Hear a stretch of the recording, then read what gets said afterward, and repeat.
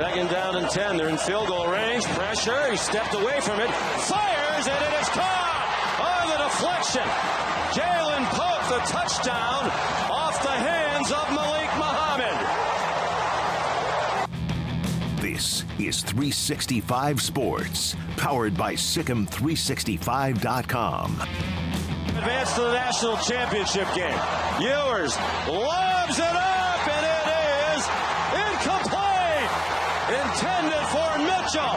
Elijah Jackson had the coverage. Washington hangs on and wins the All-State Sugar Bowl with a college football playoff semifinal. 365 Sports is presented by IdealMRI.com. High-quality MRIs for $497 or less. IdealMRI.com. Your health is important, so is your budget. Is thrown for 398. Trying to get above 400, and he's on target. Odunze the catch with Ryan Watts. 365 Sports is also brought to you by Texas Farm Bureau Insurance, protecting Texans since 1952.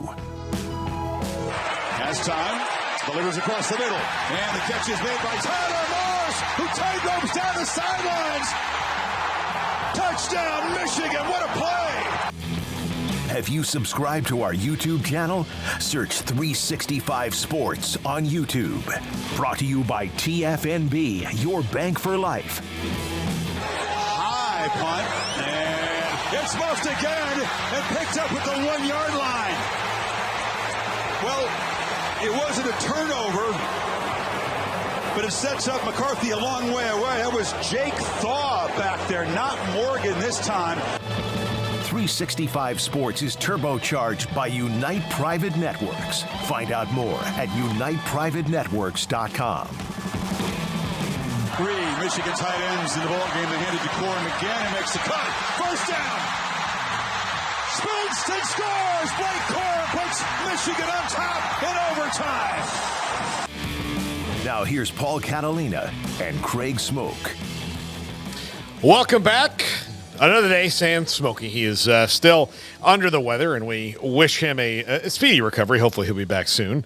We'll see as he deals with the dread mahungus, as my dad used to call it. But we are here to bring you 3 hours of great podcasting, college football, YouTube glory. Paul Catalina and Craig Smoak. And some interesting news stories have come down. This is the time of transfer portal and NFL draft declarations.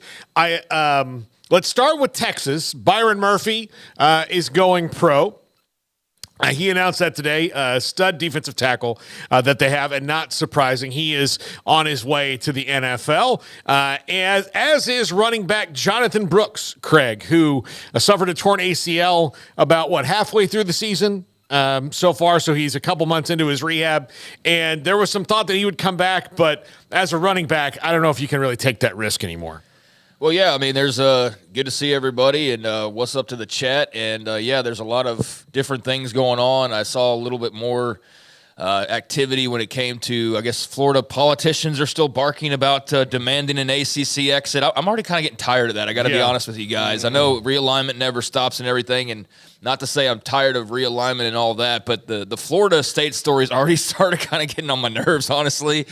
So there's that. There's declarations, as you said. There's the big national championship game on Monday night, and just a lot to unpack. So good to be here. But, yeah, when it comes to Texas, you knew that they were going to have some big decisions to be made here over the next few days coming out of the end of their season with a plethora of really talented NFL prospects on that roster. And didn't get around to even talking about it yesterday, but Xavier Worthy has declared, and we didn't mention that. But obviously that's a huge decision being made and not one that's all that surprising.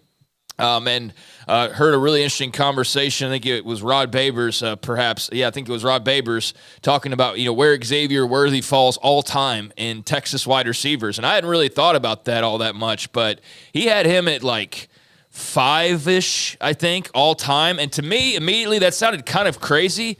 But then you run down where he is statistically, And it all kinds adds up. He's like top 5 all time in this, and he's like top 2, 3 in touchdowns in a single season, and he's like top 5 in career touchdowns, and he's top 5 in all these different things. And Rod Babers saying that he would have him number 3 Texas wide receiver all time, behind Roy Williams, and Roy Williams just a freak show of a talent and a specimen, and his number 1 was Jordan Shipley. That was his number 1 guy, was Jordan Shipley, but he had Xavier Worthy on his own personal list, and if anybody who's a Texas fan wants to chime in on where they see Xavier Worthy all time, I'd be interested to hear your thoughts on that as far as Texas wide receivers go, because that's a pretty talented position group coming out of that school. Well, and part of it is that, and not to knock those teams from the 7th, but they ran the bone. Yeah. So, they ran the wishbone for so long. This is like 90s on, basically. In their glory days. So, there were not, the kind of receivers that you would have that nowadays to compare to from their glory days in the 60s and 70s, because they didn't throw the ball all that much. But yeah, if you look from the 90s on, our good friend Quan Cosby's got to be on that list. He's he's a 7th all time in receiving. And, Mike Adams is the first big time one, and he's from 1992. And that's 92 to 96 he was there. But yeah, you go down the list. There's some guys like Eric Metcalf, who was maybe more of a kicker. Player. Yeah, great player. A specialist. Yeah, more of a specialist. Marquise Goodwin. He's had a really nice career, but I just hadn't really thought about that with Xavier Worthy and where he sort of fell all time. But 4th all time in receiving. Yeah, so he's top 5 in a lot of categories, and especially in scoring. And so just wanted to make mention of that because we didn't get around to that yesterday. So that was the first big domino to fall. Paxton throws out Limas Swede. I haven't heard that name in a long time. I haven't heard that name in forever, but Limas Swede was a really, really good player. I thought that was an interesting sort of thought that I hadn't really considered all that much. So a really great player in Xavier Worthy, who clearly, had some injury issues last year with that hand, came back, had a really strong 1,000+ yard season, and was just, had not the type of impact that you would have hoped for in the semifinals, but had an impact, had a big catch and all that. And I think that's a guy that, is going to be probably more easily replaceable than the D lineman when it comes down to it. So let's transition into that. Texas losing Xavier Worthy. And I said yesterday, a lot about Texas. I think they'll be able to reload, and I think they're in a really good spot with Sark right now, where they've got some momentum, and there's not really anything that should divert them from that. It's just a matter of how much more can they pick up and how high can they take it? Can they eventually be above everybody else? And it seems like they're building towards that. But as far as next year and who they might be replacing, Worthy's a big one, but not impossible to replace. But then we learn about a couple more today, and there's still several other guys that have to make decisions as well that we'll be talking about in the coming days. But the 2 today, Byron Murphy that you mentioned, one of their 2 all-star defensive linemen that is definitely going to go and carve out a pro career for himself and will be a first-round type of a player. And I haven't seen him. I haven't really gone through all the mock drafts just yet and all those types of different things, but he's a guy who's obviously going to be getting a lot of attention moving forward. And, that's not surprising. I mean, coming off of the season and the career and just at the position he is and the abilities that he has, that's not surprising. But, Byron Murphy is headed to the NFL. And then Jonathan Brooks, saw that come down here in the last hour or so, last 30 minutes or give or take. No, I guess the last couple hours. And, he's headed off to the pros as well. And I initially was kind of surprised by that. The Byron Murphy one I saw, and I was just like, okay, duh. The Jonathan Brooks one I saw, and I kind of was like, that's interesting, because he is coming off of the injury.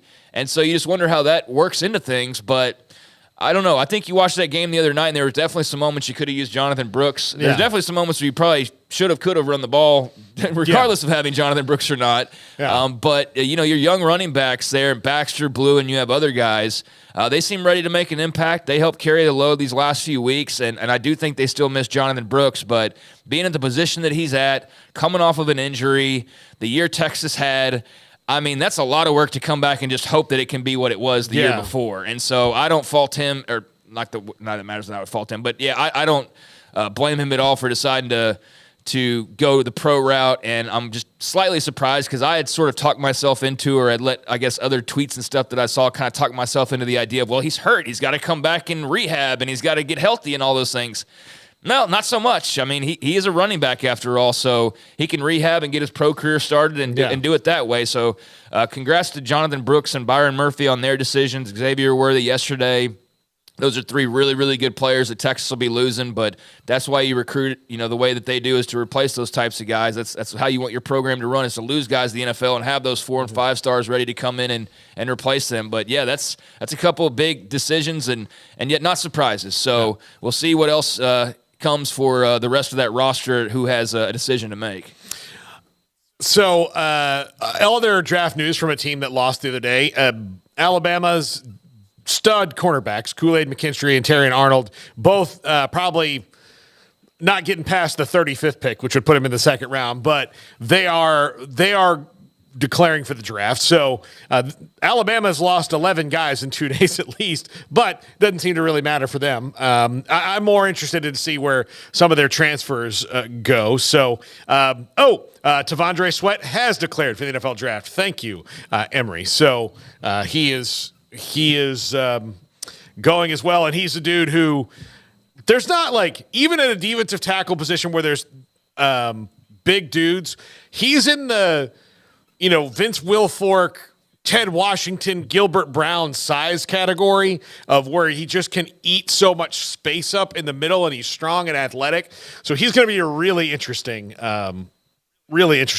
prospect. Yeah, I mean, that's the other part of that pairing, and shoot, I'd completely, I guess, just blanked that out of my memory. But yeah, he declared a couple of days ago. So yeah, just catching up, I guess, on the post-New Year's news, and that's obviously a big one as well. So yeah, both of your big-time defensive linemen, your top 5 all-time type of wide receiver, and your best running back this past season before the injury hit in Jonathan Brooks. So yeah, that's a collection of talent, not to mention the guys who will just be graduating and moving on as is. But yeah, I guess either I'd seen the Sweat news and blocked it out of my memory, or maybe I'd never even got around to seeing it. I'm not quite sure. I haven't.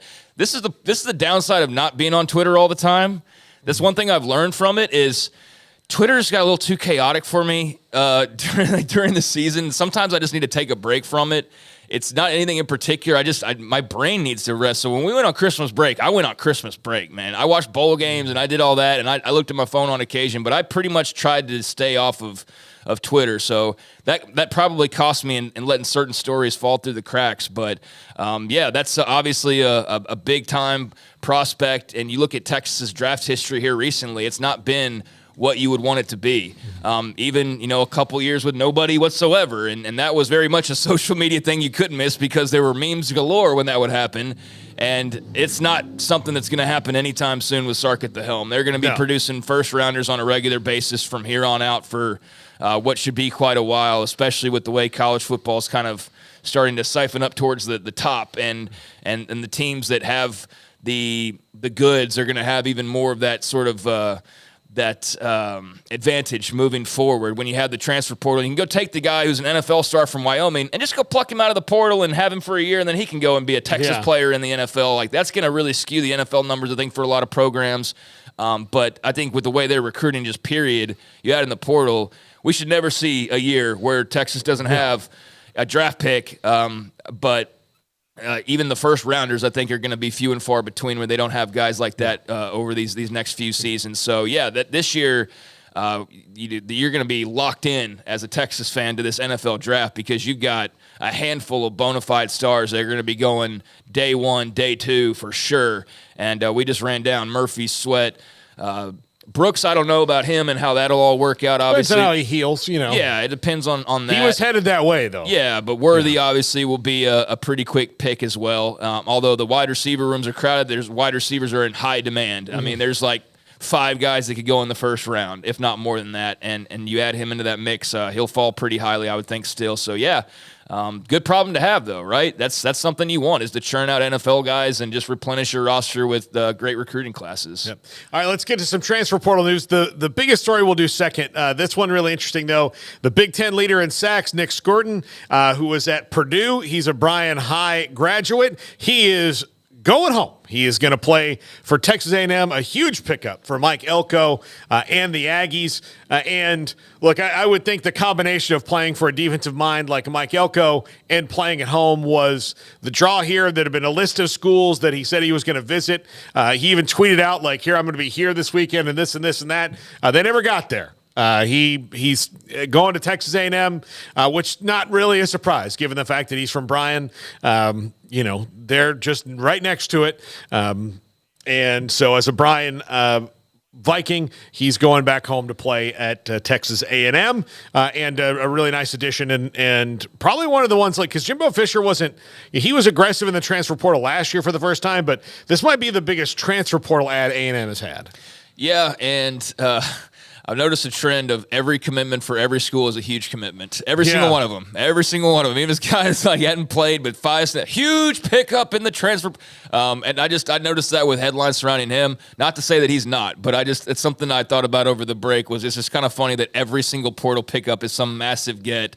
And it's just a funny little trend that we college football reporters seem to have on social media. But that is a big pickup for Texas A&M. And I have to imagine it's one of the coolest feelings in the world is to be able to go home, and go play for the hometown school, per se. Did he get recruited by A&M coming out of high school? Do you even know off the top of your head? I don't know. Okay. I was going to say, if not, it's even more of a double whammy of, back then you didn't want me, and now I'm hot, and you're all on me, and now you're bringing me back home to Bryan College Station to play for the Aggies. So, I know he had some other schools that were interested, but hard to beat the hometown school and going to play in the SEC and all those types of things. So, going from the Big Ten to the other biggest conference, and with a coach in Mike Elko who you feel really good about helping you develop and helping you be as good as you can be as a defender. So I think that he's going to be, one of many defenders that added to this roster for Mike Elko as he starts to reshape this program and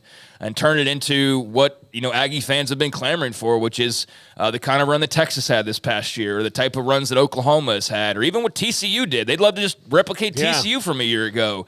Those things have been, unavailable to them, no matter what kind of coach they've had or what they've done. They've scraped the surface, but the hope is that Elko's the one that can smash through it. So I'm very interested and intrigued on how he retools that roster, especially given just the mess of their highly heralded class and what that's turned into, the guys they've lost, and just how he goes about reshaping that will be fun to watch. So it seems like a pretty solid pickup here with Scorton and grabbing him from Purdue. The 2022 class may as well have never happened. Like it's like honestly, it's like it's one of those things that like if it was a Marvel movie, they would have blipped out. Like they would have, somebody would have gone back in time and changed it. Like that's how it feels for A&M. It just it didn't affect them in the way that they wanted to. All right, now the big transfer portal news of the day, and this one is confusing given the fact that Ole Miss is going for it. I mean, they have spent a bunch of money in the portal, bringing in defensive linemen and wide receivers and linebackers, really building up their defense and really going after players, but. The second leading rusher in the SEC, Ole Miss's Quinshon Judkins, who is a star, has entered the transfer portal, and he is out there. This is kind of wild because given what Lane Kiffin and Ole Miss are doing, there's a detail here that we don't have and may never have about why Quinshon Judkins is doing this, but it appears that they're outlaying NIL money and that they would have, if you're the NIL collective, you're certainly budgeting for the best player on your team in Quinshon Judkins, and now he's out to maybe go get something else somewhere else. I mean, again, to each their own, but this one is weird, guys. It's weird that such an important piece of the puzzle when they are absolutely putting the pedal to the floor to try to get in the playoff is leaving.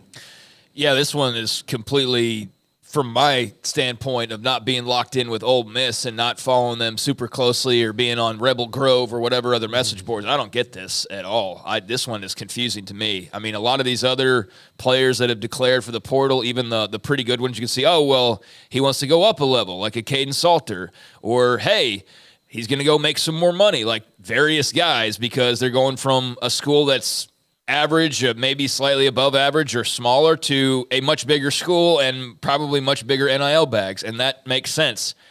This one doesn't. I mean, there's maybe a handful of schools that when you add up where they play, who they play, the talent, the NIL, all of that, where's he going that's any better than Ole Miss? I mean, like, there's maybe 5 spots. I mean, if you include, like, their NIL efforts into this, not historically how good they are and all that, but he's already in the SEC. They're already throwing around bags and not even trying to hide it in any way, shape, or form. So what happened here? He's their best player. That one was just, I had to double take on that one because I just didn't get it. That never crossed my mind. So, yeah, we don't know the reasoning behind it. Maybe somebody else just came into his DMs and said, hey, here's $1.5 million. And Lane's like, well, we've already paid all these defensive linemen. We don't have any more money for you. It's all dried up. But I find that incredibly hard to believe because if you were to go to Ole Miss boosters and say, guys, I know we squeezed you for Walter Nolan and these big D linemen, but our best player is going to leave if you don't pony up some more.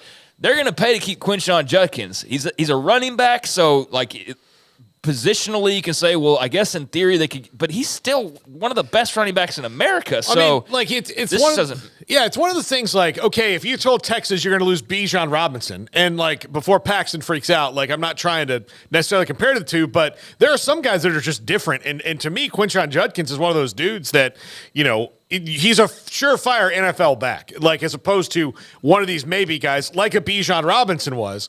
And so if you went to Texas and said, like, look, I know we're paying all these other guys, but Bijan needs some more money. Can you get another mustard sponsor type person? They would say yes, right? Yeah, of course. And Ole Miss is at a crossroads in that this is a school that has a lot of like old-fashioned kind of old-timey SEC history, but they've never won it. They've never won the league before, ever. They've had a couple Mannings play quarterback. They've had a couple times where it looked like they were on the ascendancy, and this is maybe the first true time that they've got momentum season over season over season to maybe go and unseat these teams that have beaten them forever, and they are going for it. And for them to not have their best player, and he was their best player this year in the fold is really mind-blowing. Yeah, and so maybe it's just simply an NIL deal where they probably offered him something. I mean, I'm sure he was getting paid something. Yeah. Like that's not a question. Yeah, it wasn't an unpaid internship. Right, but were they paying him figure X and another school says, we'll double that, or we'll double and a half that, or whatever. We'll give you a 75% increase. Maybe it's just as simple as that, because outside of some like falling out that we're not aware of, and again, I'm not on Rebel Grove or whatever, so how message boards roll. There's probably some information that's total PS, but there's probably some seed of truth in what actually happened here, and maybe it is as simple as just an NIL thing, and somebody swooped in and grabbed him. But I guess we'll have to wait and see where he eventually lands.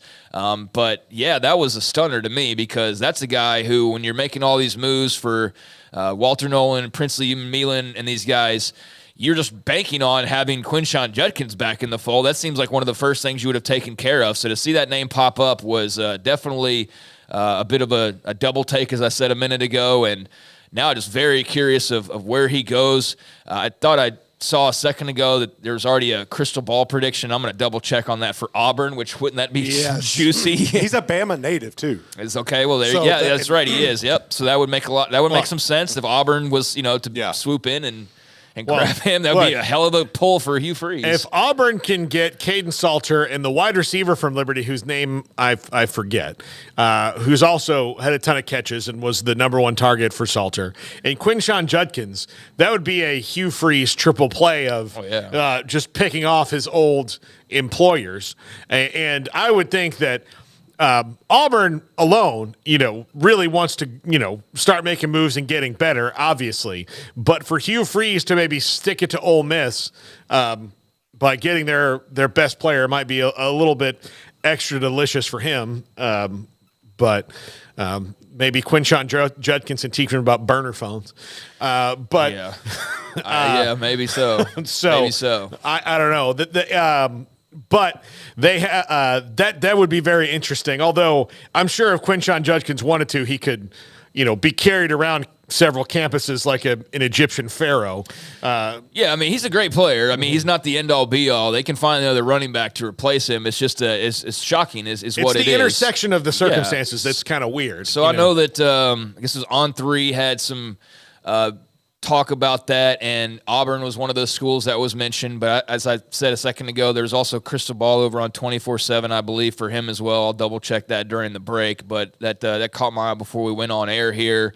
And they also mentioned Alabama, which, again, that would bring him back to his home state. Mentioned Miami, which, of course, any big-time NIL guy, you're going to probably have Miami in there somewhere in the mix. And, those are some of the schools that were mentioned. There might have been some others. But, yeah, I mean, those all would track with just kind of the NIL game these past couple of years and just with the locale and those who could be a part of the mix. Because, like I said, like, where are you going that's going to pay you any more or put you in more of a prime spot? And it would be like Alabama or – I guess Auburn going home. Georgia. I mean, but there's very few select schools that would really be that much of a step up for you. But step up NIL-wise, maybe we're giving Ole Miss too much credit. Maybe they did really, like, run through most of their bag with the defensive linemen they brought in. But anyways, regardless of the circumstances, that's going to be your next, that's not your biggest name, I would think, in the portal offensively. Of the guys that are remaining, he's certainly far more proven than any of the quarterbacks that are out there. So, yeah, that's a big one.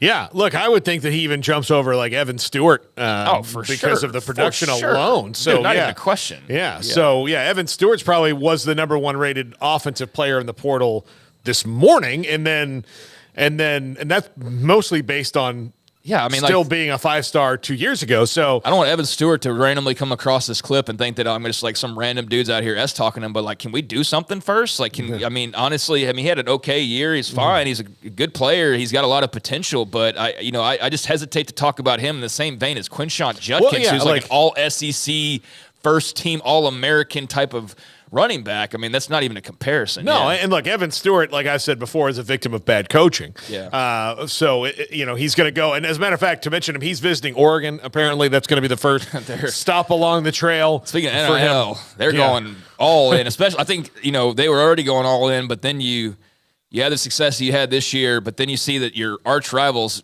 taking it to a completely different level, and I think that they're just going to go more and more and more until they finally get that damn trophy. You know? And so they're going crazy with the NIL, so that wouldn't be surprising at all. Yeah, nobody is driven past the exit for the country club in college football more in the last 20 years than Oregon and missed it. So, and then has to go back around and wait for their next opportunity. So he's visiting there. Another interesting one, and I did not send you this tweet, but Malachi Nelson's going to visit Boise State, which is not going to be, like, if he goes to Boise State, okay, that's his prerogative, but that's kind of surprising. So he's going to visit Boise State, and then I had one other that now escapes me, but Malachi Nelson visiting Boise State. Now, he's not committing there yet or anything, and I'm sure he still has to take other visits, but Boise State's going to be the first visit on his calendar. Well, hey, they got a new coach. They've got their best player, Ashton Jeanty, coming back as well at running back, so that's a really good piece to build around. And, I don't know what Malachi Nelson's various ties are, when it comes to coaching staffs or things like that. Sometimes, why is he visiting there? Well, it turns out his high school coach was the wider, and then you had that sort of an explanation for it. I don't know if there's anything like that because I haven't had time to dig into it, but a little bit eyebrow raising, like Boise State. That's not the first school I expected to see, but good for the Broncos to have an opportunity to host him and see if they can land his talents. That would certainly be a great move for them. They lost their quarterback as well to Arkansas. So they're on the hunt with Taylon Green heading to the SEC. But you do have Jeanty coming back, and he was one of the best all-purpose players in America this year and a tremendous runner. So I think that if you can pair the right quarterback with him, that's a really good place to start with your offense. And so, that's one to keep an eye on, but I'm sure there could be others as well. But I say I'm sure there could be. I'd imagine there will be, but who knows? Like, maybe he commits to Boise State on this trip. I have no insight to Malachi Nelson's desires here other than just finding a new spot. So, that's definitely an interesting little connection. And the quarterback dominoes, or I guess the NIL dominoes, just seem to keep on churning. But I guess Boise State, based on the The ESPN article I just pulled up, Looms is the favorite, sources told ESPN. So, hey, that'd be a great pull for your new coaching staff and Spencer Danielson and your running back in Ashton Janty. I'm sure would be thrilled to see that as well. All right, coming up on the show today at 4:25, 4:30, we've got Cedric Golden from the Austin American-Statesman to talk about how Texas, resets the roster going forward and all of the things and how they build off of this momentum. There is, and we'll talk about this in the next there is a school of thought that they might have missed their window for a national championship like for the next couple of years just based on the roster they had and trying to build it back up. Now, that doesn't mean they're not going to be playoff caliber, but as far as like winning it with the 14, like this might have been like a little window they missed by a touchdown, but we can talk about that later. Scott Drew joins us today at 4:45. Baylor is in their new digs, and the happiest person about that, and it's not even close, is Scott Drew, something he's been asking for years. Jason Shear will join us at 5 o'clock. Off the radar will be at 5:25 or so today because we had to move that around for Coach Drew and for Jason Shear. All that's coming up later on in the show. This is 365 Sports. Drive into the new year with confidence and excitement during the Start Something New sales event at Allen Samuels in Waco. Get incredible deals on our entire selection of new Ram trucks, Jeeps, SUVs, Chrysler sedans, or a sporty Dodge. Get more for less guaranteed. More value, more selection, more service, more trade-in allowance, and even more competitive financing. Hurry in and start 2024 with a bang. Shop the greatest selection of inventory in Central Texas at Allen Samuels in Waco. In-store or online at allensamuelsdcj.com and make it unforgettable. Pioneer Steel and Pipe opened their doors in 1943, and they have never wavered with their focus on great product and customer service, relationships with a handshake, making sure you, the customer, is satisfied. Their new facility is now twice the size, allowing new inventory, higher quantities, and in a much more organized fashion. In addition to the long lengths in tubing, angles, channels, rods, and flat, Pioneer Steel and Pipe now offers several shorter, more convenient lengths of material already cut. Their 2,500 square foot showroom has over 1,000 new products in stock, new welding supplies, hardware, quickcrete, and do-it-yourself components for any project, whether you are a professional contractor or weekend warrior. The new facility is designed to make your loading experience faster and more efficient with easy drive lanes around the building and much more room to get your trailer loaded. Our location may have changed, but our values haven't, and our relationship with customers goes much farther than just business. Pioneer Steel and Pipe on Loop 340 and Highway 6 and just east of I-35 in Waco. Automatic Chef Canteen is a full-service micro-market vending and office coffee provider with state-of-the-art vending equipment, a wide variety of products, and offering custom-fitted micro-market vending office coffee solutions for your employee break room. You want a full break room solution and a workplace oasis? Well, Automatic Chef Canteen, locally owned and operated for over 50 years in Central Texas, also includes in-house mechanics on call 24/7 for fast, reliable service and maintenance. Automatic Chef Canteen, 6900 Imperial Drive in Waco, or online at automaticchefcanteen.com.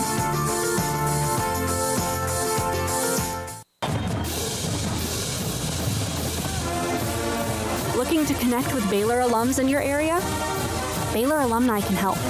Looking to host a watch party in your city? Baylor Alumni can get you started. Want to step out in your community and serve with other alums? Baylor Alumni is your connection with the university and each other. Let's get started. Learn how at baylor.edu/alumni.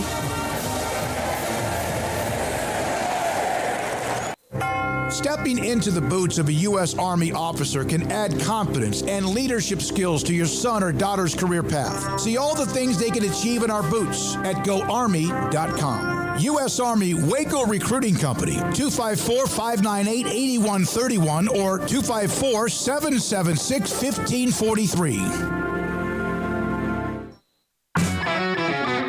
This is 365 Sports. The 3 o'clock hour is sponsored by Waco Custom Marketplace. Meats, sweets, Texas treats, and a cut above the rest. 425 Lake Air Drive, Waco. Welcome back, 365 Sports. Paul, Catalina, and Craig Smoak. And Craig, I'll throw this to you. Jack and Garrett and I talked about this yesterday. I think Steven Simcox went on triple option with me. But curious to your opinion about this. we both share the opinion that Texas is on the rise. Like this is a coaching staff in a situation, given everything in college football right now, their situation is going to be great. But as far as maybe the immediate future, given all the guys they're losing, then having to replace that, and that they built this team up over a couple years, building that chemistry together, did they maybe miss their window because it's about to get more difficult having to win just more than one game to get to the national championship game? No, I don't think they missed their window at all. I think that as far as the availability of that window to remain open, that's all there. Now they have to make the moves to ensure that remains the case and that remains open. But I think they're pretty well set up to be right where they are, if not even better than they are right now moving forward. I mean, they're about to join the SEC, and I understand on the one hand you could say, well, that means it's going to be tougher, but there's an expanded playoff. So they're going to get more love as a Big 12 team or as an SEC team in the expanded playoff if they finish fourth in the conference. That's true. So if all you're trying to do is just get into the playoff and give yourself a chance, they're going to have a better opportunity, you would think, or as equal of an opportunity. I guess some could argue, no, it'd be easier in the Big 12, but that's not what they're looking to do. They're looking to make more money than they already have, and they already have more money than just about everybody. So with the expanded if the playoff wasn't expanding, I'd say that they'd be in pretty good shape as being a perennial Big 12 contender. I know that's not really saying a whole lot there, but like them and Oklahoma kind of trading off, and then every once in a while your TCU, your Oklahoma State, your Baylor, whoever jumps up, and the new schools. But given they're going to the SEC and just the love for that conference, that we know the bias that is there amongst the higher ups, I don't think that's going to be too much of a lower percentage than had things sort of remained as is. So I think they're set up well in that regard to be a regular contender in the playoff. But in the eyes of fans and the eyes of administration, like, what's the expectation? Is that like, hey, you better make it like every other year, bare minimum, or if you don't make it for a couple of years, is the sky falling? Like, those are the types of things we don't really know all that well just yet. And obviously circumstances and details will matter as well. But they've got more money than anybody. They're recruiting as well as anybody. They've got a head coach that's actually sturdy and seems like he's going to be around for a little while and isn't anybody that you're really all that concerned about. Now, you may have some questions after the other night of like, I wish he did this better, or I wish this changed or whatever. But for the most part, this is the best coach you've had since Mack Brown.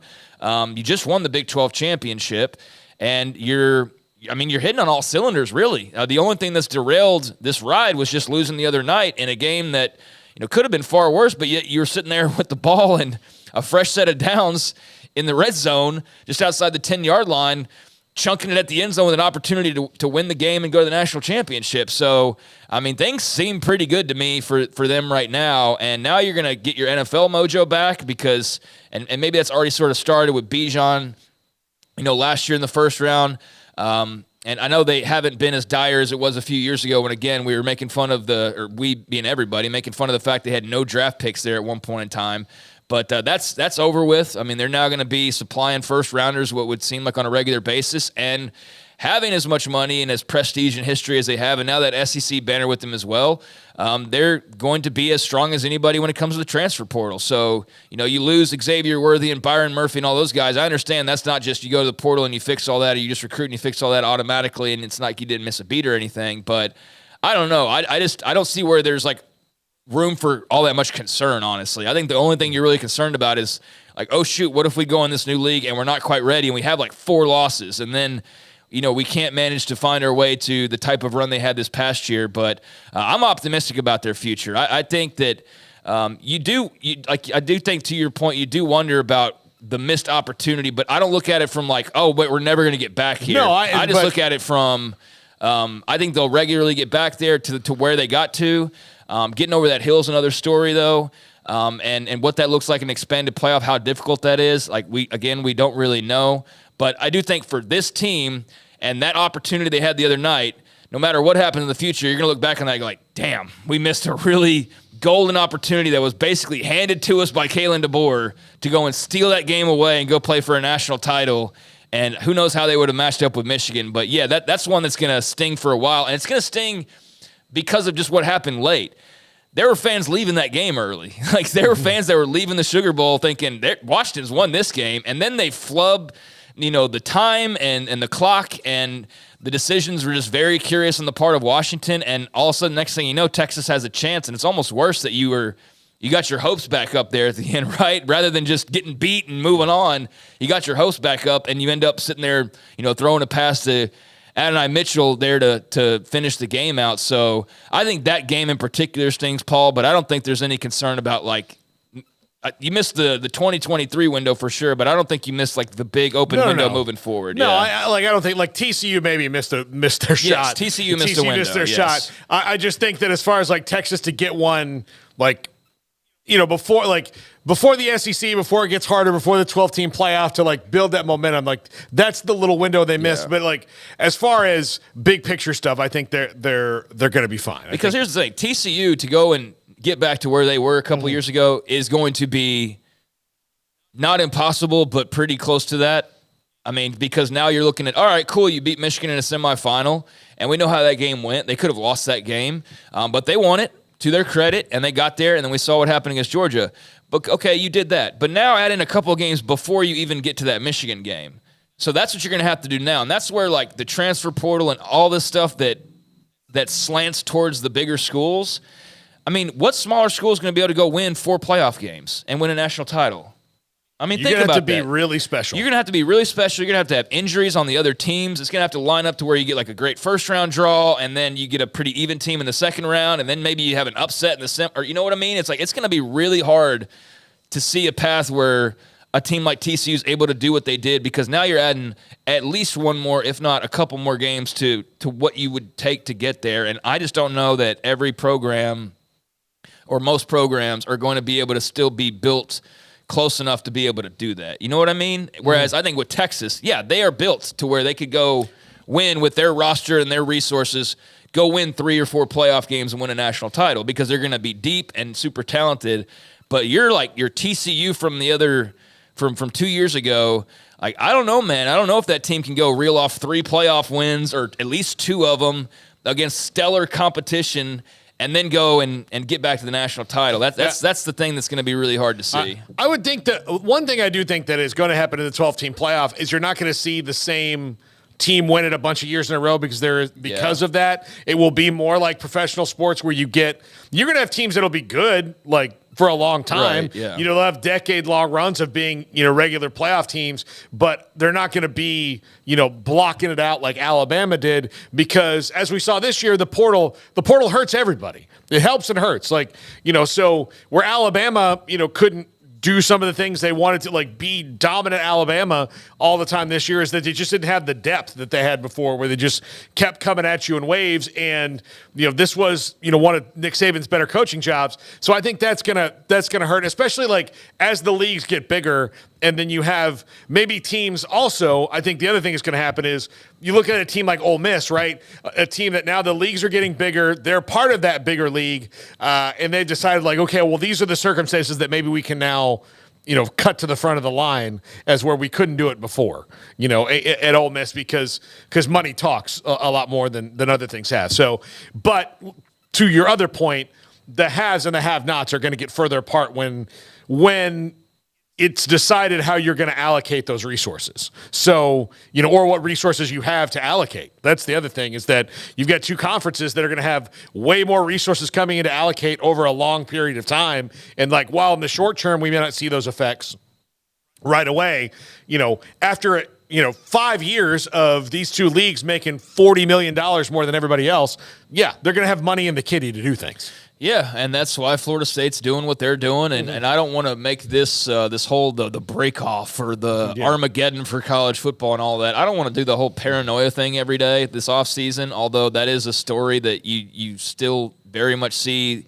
looming, just because there's realignment uncertainty until there's not, right? Like, eventually you feel like dust will settle, but it definitely doesn't appear to be settling right now. And Florida State's got this fight on their hands, and I mentioned earlier there was some more, I guess, from the Attorney General on that that he wants the ACC contracts from ESPN as he wants the grant of rights to be he wants to get those through public records, I guess is what I'm trying to say here, and those you brought up in the commercial break of, like, how strange is it that these are, like, locked away where is it? The ACC headquarters in Charlotte. In Charlotte, so they're locked away in Charlotte, and you have to have like armed security to even be able to look at page one. Basically, is how it seems like it's made out to be. But no, you can't take any copies with you and all of that. So they're in the midst of that fight, and the Florida Attorney General Ashley Moody is now seeking, I guess, for those to be made available through public records. So Florida State, I think, is where all eyes are on the bigger picture right now, and any more possibilities of the landscape shifting. But yeah, when you look at it, even if it were to stay pretty close to what it is now, and you just sort of sit back, and these were the only major moves that were made. Although very significant moves, the Big Ten, the SEC additions, and the Big 12 to an extent as well.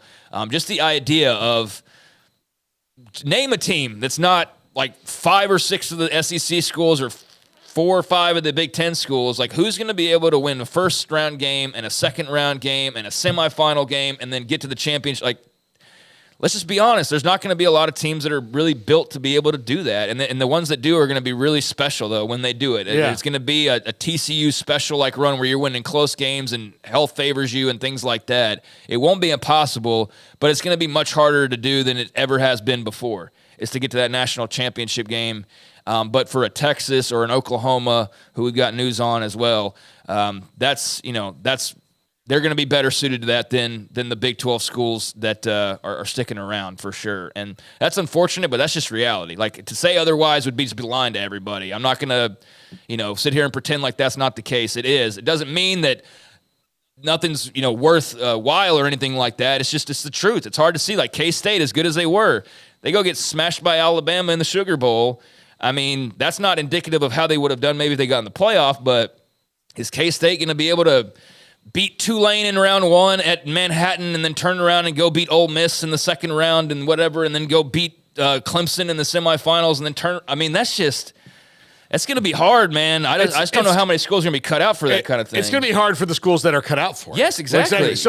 So the schools that are, look for, like, the best part about it is that you give a juggernaut Georgia team other chances to lose, and not be there. Yeah, that's really what it is, as much as anything. Yeah. You give that team another chance to lose against probably some better teams than they would have played, during the regular season. So that's what it does. But yeah, outside of that, still, and that's how the world works, is the people with the resources are going to be the most successful. So that's why I always say that I'm interested in just what it looks like, right? Because we kind of know and we kind of figure what it's going to look like, but until we actually get into it and see how it all breaks down and what the expanded playoff looks like, we don't really know what is success anymore. Mm-hmm. If the national title's even less available to you than it was before, and there's plenty of people that tell you K-State never had a chance to begin with, or whoever, insert team here that's not one of the top 15 all-time programs or something.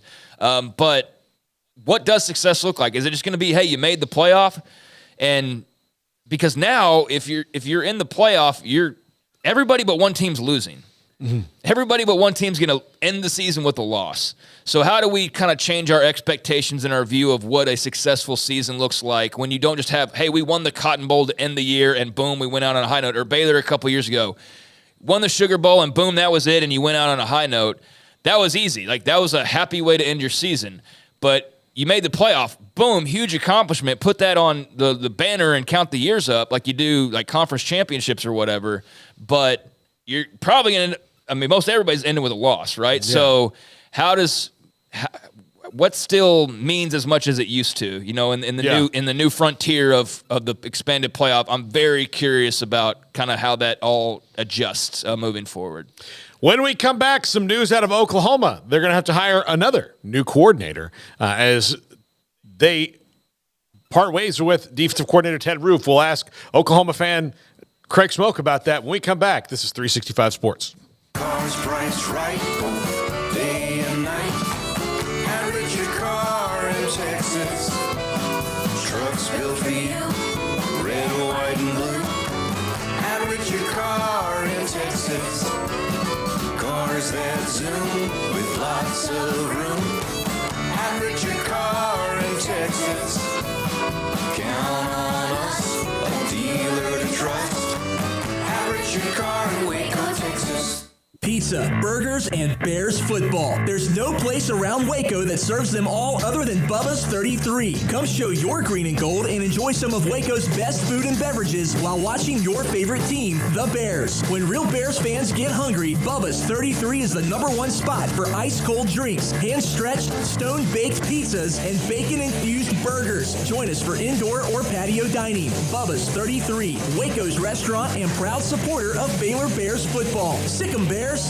With so many companies and policies out there, it gets so confusing shopping for insurance, and I never know if I'm getting the policy that's right for me. Luckily, I met the team at the Niche Group Insurance Agency. With the Niche Group, you can go to one company and get access to coverage options from many insurance carriers, and you get to speak to a real person about your specific coverage needs. With the Niche Group, I know I'm getting the right coverage at the right price. If you need insurance, talk to the experts at the Niche Group at 1-800-258-8302.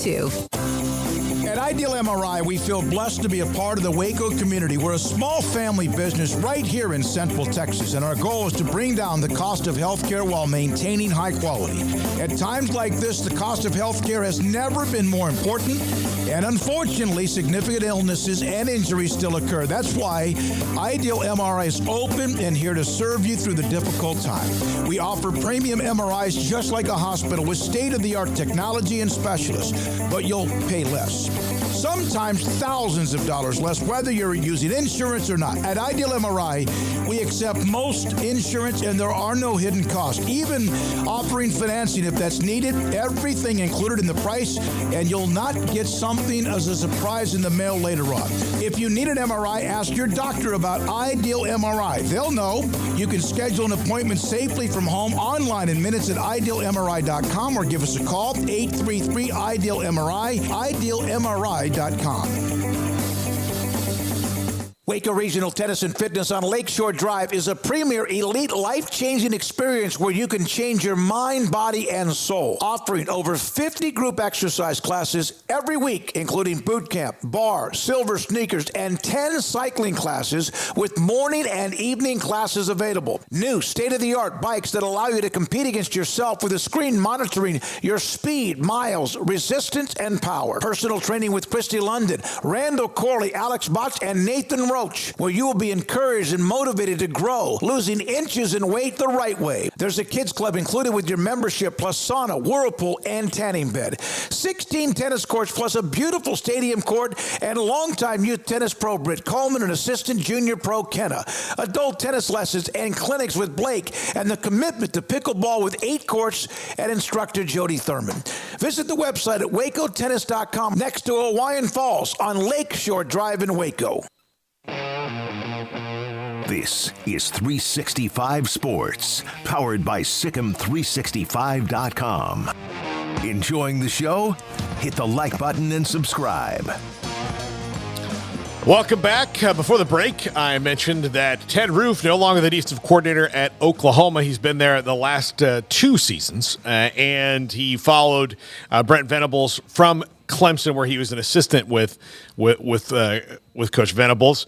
Craig, thoughts on Ted Roof, where the defense, not very good year one for Brent Venables, was a lot better last year, but finished 54th overall, as you see it in that tweet there. Your thoughts on another coordinator change, now this one for a completely different reason, as where Jeff Lebby left and they promote Seth Luttrell, which I think will work out great for them, but new defense coordinator in Norman. Yeah, it's interesting to head into the SEC with new coordinators, and I'm not sure that's really what you wanted to do. I'm not sure that's necessarily a totally terrible thing either. We'll see, I guess, next August or September how that ends up working out for them, but sort of surprising. Just wasn't anticipating seeing that come across the scroll, but I also know that Brent Venables is a defensive head coach, and so how much is Ted Roof really a loss anyways? Yeah. When Brent Venables is your head coach. So that's kind of how I initially view it is, the same. It's like Dave Aranda with Matthew Powage and demoting him. Like Dave Aranda, like here's the thing though, is I believe Brent Venables is heavily involved with the defense and doing those things and calling plays. Dave Aranda intentionally was not, and now he has to be because they don't have a choice. Like, this is your bread and butter. We sucked at it last year. We need to be better. who do you think would be better than you to do this? Like, you need to be the guy. I think Brent Venables was always kind of the guy. And so losing a coordinator, I don't really freak out about that. So defensively, I think that they've made some strides, certainly from especially where they were just even a couple of years ago, where, they were just I know that the joke was to call this Oklahoma leaky roof defense when you got Ted Roof, but still miles better than they were even just a couple of seasons ago. So I think that they've made some pretty great improvements there. You've got some big-time players coming back next year, and I think you're recruiting pretty well. I haven't checked in a little while, but I think they're making strides, and I'm curious to see what route they go. I've already seen a lot of names being thrown out there, whether in-house and kind of doing what they did with the offensive coordinator position, having co-OCs and promoting from within or looking out. Not sure what they'll do exactly, but, I mean, it's Brent Venables' team. So the defense ultimately is Brent Venables' defense, and I feel like that's sort of where you start and stop. And a defensive coordinator, in this case, Ted Roof, a guy who's been, like most coaches, been around a lot of different places. I'm sure he'll land on his feet and be A-okay, but Brent Venables is where I look for this Oklahoma defense, not Ted Roof, and never did, with all due respect. So they've got room to improve, no doubt about it. And I'm sure that we'll learn more about exactly where the decision came from. But the statement that I saw was saying that it was mutual, which, who the heck knows? But I guess felt they just needed to go in a slightly different direction. And not to say that DC doesn't matter at all with Brent Venables. Like, it definitely does. But clearly they're just looking for something a little bit different there. And an improvement being at the top of the list. So, curious to see what route they go in terms of replacing him on the staff. Yeah, they've got two guys that actually hold the title of co-defensive coordinator right now, Todd Bates and Jay Valai. So maybe that's the guys who are going to call the defense now. So I don't know about that. I mean, there's some other names out there, so we'll see on that. But there's a lot of, I think, just reacting to Ted Roof right now, and I'm sure over on Sooner Scoop, there's already a hot board or something like that, I would imagine. But I don't know. I don't have enough insight to follow it closely enough at this point to be able to just peg who it'll be. But I did see some co-DC talk similar to what they did offensively, so that wouldn't be much of a surprise to go a similar route there. And again, it all comes back to Brent Venables at the end of the day. So you need to get better. You want to get better, and this is part of the steps to getting better, although they called it the mutual decision. So, good luck to Ted Roof. But they've definitely gotten better under Brent Venables, which they should. I mean, going from Lincoln Riley and Alex Grinch to Brent Venables, you should be better on defense, and they have been, but there's still more room to go for sure. Okay, Garrett, this story is for you. Okay. Brian Kelly and LSU are targeting Missouri defensive coordinator Blake Baker, although Missouri is doing all that they can do to keep him in house. Mizzou's was good on both sides of the ball this year. Drilled Tennessee 36-7, which is probably the defensive opus. Before Ohio State, they held them to 3 points. And so right now, Blake Baker's hot. I mean, he's hot because he's got a couple of good defensive performances in the kitty. How do you feel about that? Blake Baker from Mizzou possibly being LSU's next defensive coordinator. I like it better than what you had with Matt House. This is something where he is familiar with the program. He was on the staff in the past as a linebackers coach. He's coached at, I believe, Louisiana or La Tech, one of them as well. So he's familiar. He's a Louisiana guy. I think he's a New Orleans native. So he is very entrenched with where all the talent is in Louisiana. And the fact that they weren't able to bring that in consistently over the past couple of years with Matt House, especially in the secondary, was concerning. So hopefully that's something that they can shore up. I think it would be a good fit. He's definitely going to have more talent to work with at LSU than Mizzou. It's just a matter of getting in there and making it all click. Now, when you have a guy like Harold Perkins to start out with, to build everything around, that's definitely an advantage that most teams don't have. I'm intrigued to see what they do. I think it's a good option. It's just a matter of, are they going to pull the trigger on it now? But I wouldn't have a problem with it. Yeah, so he's look, I know it was their backup quarterback, but holding Ohio State to 3 points in a bowl game, history won't remember that Devin Brown started that game. History's not remembering most every bowl game that was played this past. Exactly. I mean, I don't want to go on the whole bowl games don't matter thing because I've seen that's a popular take, and it always is this time of year. especially with what we're moving towards. You really do wonder what that's going to be like. But yeah, it's rather than go down that road, I think it's just how much do you actually put into not the result. Like I think that winning a bowl game matters. I think having another trophy in your display, that adds up over time. You know, like you have to have 1 to have 2, you have to have 2 to have 3, and so on and so forth. I think for your 2023 team, that special group of guys to go end the season with the win is a big deal. And I could go on and on why they still matter for programs. But I know from a fan standpoint, it's very hit or miss now as far as even somebody who loves college football, like every single bowl game and all of that. But I think the biggest thing is just how much stock can you put into it, though? Like when you see them holding Ohio State, it was their backup quarterback, and it was this and it was that, and it's like, so is that really? Yes, it is holding Ohio State to 3 points, but is it holding? No Marvin Harrison. Right, exactly. Like holding like real Ohio State. No, it's not. No, it's not. No, yeah. and that's why there needs to be a real discussion about what to do with the bowls to make them better. And the bowls, the problem is the bowls are going to fight it. Because I just mean that I just mean that you just how much you can't put a ton of stock in a bowl performance per se. I think you have to look. You got to look deep. Like you got to really look at how did you get better or from like this talking thing. to John Kurtz about K-State. Like the young guys played and this happened and that's the stuff that's really valuable. But yeah, like we beat Ohio State. That's going to look great in the program moving forward. But a little bit of a caveat there, like this guy didn't play and that guy didn't play and this guy didn't play and so on and so forth. Yeah, but yeah, that's the thing that used to not worry about. Like you would, everybody was thrilled to go to the bowl game because it was a cool place that they hadn't been. And now it's like, now all it was they just didn't want to be there was the excuse. Now it's like, half the team was in the portal and the other half was in the NFL draft pool and that kind of deal. But especially like. And not to knock some of these destinations, but if you're about to go make $1 million and you've made 100,000 or so, and you've got some money in the bank, and like your trip is to Jacksonville, you'll be like, well, I can go there for like $85 anytime I want and not tear my ACL. So like it's one of those deals that I think that again they have to spruce up. They have to find a way to make it better, to make it worth everybody's while, and then I think the bowls will feel more enriched. The problem is that they're going to fight any kind of change. Yeah, it's going to be a lot of, I guess, haggling over what's more important for both sides. I mean, I don't think the bowl games are going anywhere. I think that would be a massive mistake. I don't think anybody. Also, even if you didn't care about the whatever bowl on a Tuesday afternoon.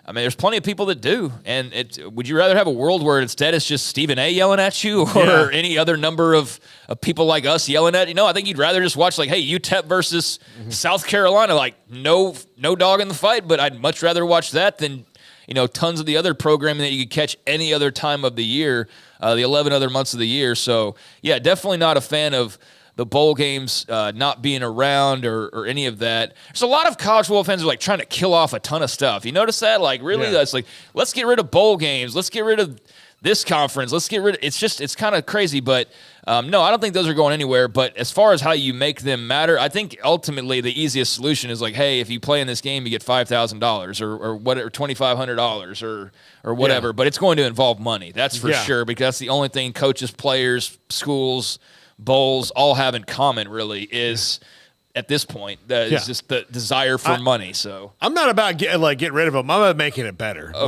For sure. Yeah, I'm saying there's a greater conversation out there that's not hard to stumble upon on Twitter or whatever. If you just Google bowl games, plenty of just get rid of them. We don't need them. We only need this. And that's also probably somebody who's like an SEC or Big Ten fan who feel like they want to do the whole trimming up of the sport, which good luck with that. Look, our show is in Waco, Texas. We're the second most popular show to emanate from Waco, Texas. The first one being Fixer Upper. So I'm all about, let's not knock the house down. Let's take the bones and make it better. Yeah, no, absolutely. Let's put some backsplash on there. Yeah, I think shiplap and plenty of shiplap available. They got their headquarters just about a mile and a half away from here. The old Magnolia headquarters, the old Waco Trib building. But there's a lot of discussion about bowl games and how to improve them, and I'm like everybody else, interested to see how they go about doing that. But the simplest solution does seem to be you're just going to have to pay guys and pay them to play, basically, which is the common theme now throughout college football and college sports. All right, let's take a break right here. We'll come back. We'll have one more open segment, and then we got to run through our guests, which will be Cedric Golden and Scott Drew and Jason Shear, and then Off the Radar and the top 5 in the 5 o'clock hour. This is 365 Sports. Developed by Startup Waco, a nonprofit organization, GXG is a program designed to support the entrepreneurial development of Baylor University student-athletes through NIL activations. The program helps student-athletes maximize their platforms and offers a comprehensive support system for them to create and grow new businesses that not only benefit themselves, but also uplift the local economy. Fans who wish to support student-athletes can donate to GXG via the GXG NIL Fund, BaylorBears.com/GXG. Contributions to support NIL activations through GXG can be made at BaylorBears.com/GXG. For more information, follow at GXG_GreenXGold on social media and visit the official website www.gxg.startupwaco.com. GXG, empowering student-athlete entrepreneurship and uplifting the local economy through NIL activations. When we moved to Texas, we were like fish out of water. We didn't know anyone in our neighborhood until our Texas Farm Bureau insurance agent came to the house. She was so helpful and reassuring, a friendly face with that Texan hospitality I'd heard about. When we purchased a Texas Farm Bureau insurance policy, we knew we were making the right choice. We knew our family would be protected. Stop by and see our agents at one of our 3 McLennan County locations. Coverage and discounts are subject to qualifications and policy terms and may vary by situation. Established in 2007 and independently owned, Alliance Bank Central Texas is committed to helping families and businesses meet their financial goals. From their tellers to their board of directors, they know the importance of superior service and competitive products. Customers have confidence knowing that their financial needs are in good hands. It's your bank, Alliance Bank Central Texas, with 2 Waco locations, 4721 Bosque Boulevard and 191 Archway Drive on Highway 84, and at alliancebanktexas.com. Member FDIC and equal housing lender. This is 365 Sports, powered by Sikkim365.com. The 4 o'clock hour is sponsored by Boozer's Jewelers, the wedding ring store, specializing in custom jewelry and repair, all in-house. Now here's Paul Catalina and Craig Smoak. Welcome back into 365 Sports. Paul Catalina and Craig Smoak. Smokey is under the weather. He'll be back with us soon. But let's just want to dive into the chat real quick. Paxton, by the way, Garrett said to tell LSU to stay away from Bo Davis. Okay, we will. But that's a guy, though, given that he's the defensive line coach of one of the best defensive lines in the country, that is probably going to have to ward off. If Texas is going to have to ward off people coming for him for coordinator bowls. A ton of people saying in the chat, Craig, that the Pop-Tarts Bowl was the only bowl that mattered this year. Yeah, it was definitely the one that made the biggest splash. Absolutely. That, and then speaking of splashes, the Duke's Mayo Bowl, that was more of a plop, I think. Yeah. As we learned, yesterday, we learned throughout that the vinegar made it, I guess, splashier, but very much still a plop there with the Mayo Bowl. But yeah, that Pop-Tarts Bowl was certainly the one that I saw the most interactions about and the most discussion about during and afterwards, and just positive discussion about the game itself, but as much about the entertainment value. So yeah, those. I totally get the conversation. I myself find myself in the same boat with a lot of people as far as a lot of these games I don't care about, and you're going to have to find ways to make people care. I just don't think that the bowls are going to go totally to the wayside. I think that they could change, and the way that they occur and how you get players involved is going to have to be a discussion, because there's clearly an interest level that's starting to waver, and not for the better for college football when it comes to those. We'll see the ratings on the other side. I know the New Year's 6 games I'll get to all had pretty solid ratings, but no, there's not a bowl game that other than the Pop-Tarts Bowl, and just, I guess, more so Neil Brown getting dumped with mayonnaise more than I even remember the game itself at this point. Outside of the playoffs, I mean, Oklahoma, Arizona was entertaining. It was a great win for the Wildcats, but I mean, if you were to ask me, like, what happened in this bowl, I'd really be hard-pressed to sit there and just reel off what happened because, yeah, it's the interest level, it's just not quite where it used to be, and I don't know that we'll ever really return to that point either. So, yeah, I think even the most diehard college football fans find themselves having to kind of drum up interest for these bowl games. And I come across like some media where it's like, well, you don't love bowl games, you love college football. It's like, well, you also are all college football. So I'm not going to pretend like, no, I don't have to like every single thing that happens. I don't have to agree with everything that happens. I don't have to, love everything that happens. And so, no, I don't enjoy all of the bowl games anymore the way I used to. And I'm not afraid to admit that. And I don't think it lessens my fandom. But things can improve, and I think it's clear that bowl season needs to have some sort of a dress-up and an improvement, and how you go about that, again, I think is just simply money. But then again, who knows? Maybe that's not even the solution. We're entering a whole new era, whether we like it or not, and the bowls are one of those things that are in the balance of they're going to change to some extent. They're going to have to, you would think, but to what degree and what does that look like? That part I have no idea on. Yeah, absolutely. Are the bowl games on the verge of becoming what the NFL Pro Bowl became?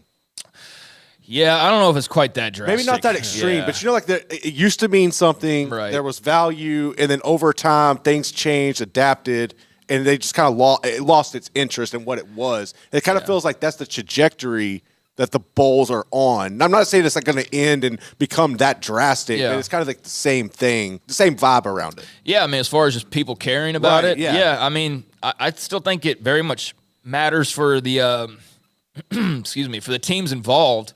I mean, that was a big deal for K-State to win that bowl game the other night. Now, most of America didn't care about it, but for K-State fans, that was a big deal. That's kind of what I was saying earlier about there's still value in those, especially for those schools. Hey, we won this bowl game. Hey, when you're making your recruiting pitch and all of that, but, how do they continue to last in the college football ecosystem? It's not going to be what it was, and it's not what it used to be, and what it looks like moving forward. Again, that's the part I don't know. But, yeah, I don't think it's quite that dire.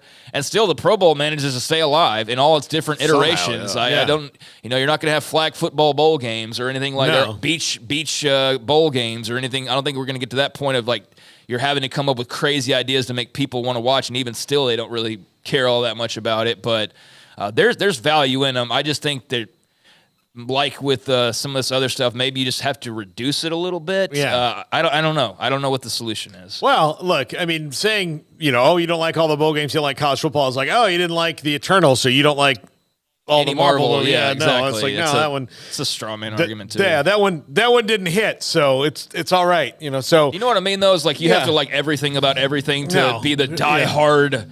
It's like, no, you don't. And if I don't like something, doesn't mean I'm like a not a good fan or a casual fan or a whatever. It's like not everybody has time to take in all these bowl games, nor the interest. I mean, that's the thing we're talking about is the interest. Like, how do you make these things interesting for people? And the Pop-Tarts Bowl found a way to make their game interesting. I'll tell you, Mayo Bowl found a way to make their game interesting. It had nothing to do with the game itself, but you got to do what you got to do, and they at least made a splash. Here's what I like about having so many bowl games. If you're traveling during that time and you're in an airport bar by yourself, you have something to look at. For sure. That's great. If I'm on the plane and I wonder what I'm going to watch, this is bowl game on. I don't have to, I can just hop on this. Thanks for the free Wi-Fi there, but or the free connection to that stuff. But yeah, like other than that, like they've got to find some value past that to just like I'm someone who just wants. I'm all for the 12-team playoff because I think it makes college football better. What I'm scared about is that the gigantic conglomerates are going to water it down and make it to where it's only part of what could make it better, And so when everybody's going to be in two conferences, that sucks. Like as a person, we've covered realignment and all that. And my school is the next to be in a new conference. They're not I don't see a way that they're going back to the ACC now. I just don't know when that's going to be, but I don't necessarily want that to happen. I would think it would be better if everything stayed the way it was and you just, like Chip Kelly said, put everything and shared all that money, but that's not how it works. That's not, how our American economy works at its core at all right now. And so it's all about, shoving into the, these two piles and everybody else fighting for the rest. And I just don't think that that's good for the health of an overall thing. While you might get some better games in the long run, are you doing that at the expense of losing a lot of fans, which you might? Yeah, I've wondered about that too, but I also think, just looking from a different perspective, you look at 20 million watching, one bowl game, and you say, okay, so if we lose Iowa State fan and we lose Cal fan, like, okay, people in the Bay Area are still going to watch. People in Des Moines or Ames are still going to watch Ohio State, Michigan, Texas, USC, whatever. And even if they don't, it doesn't matter. Like, and this is not me talking. This is like basically what Bill Hancock said to us a couple years ago about, they'll still tune in. They'll still tune in no matter what.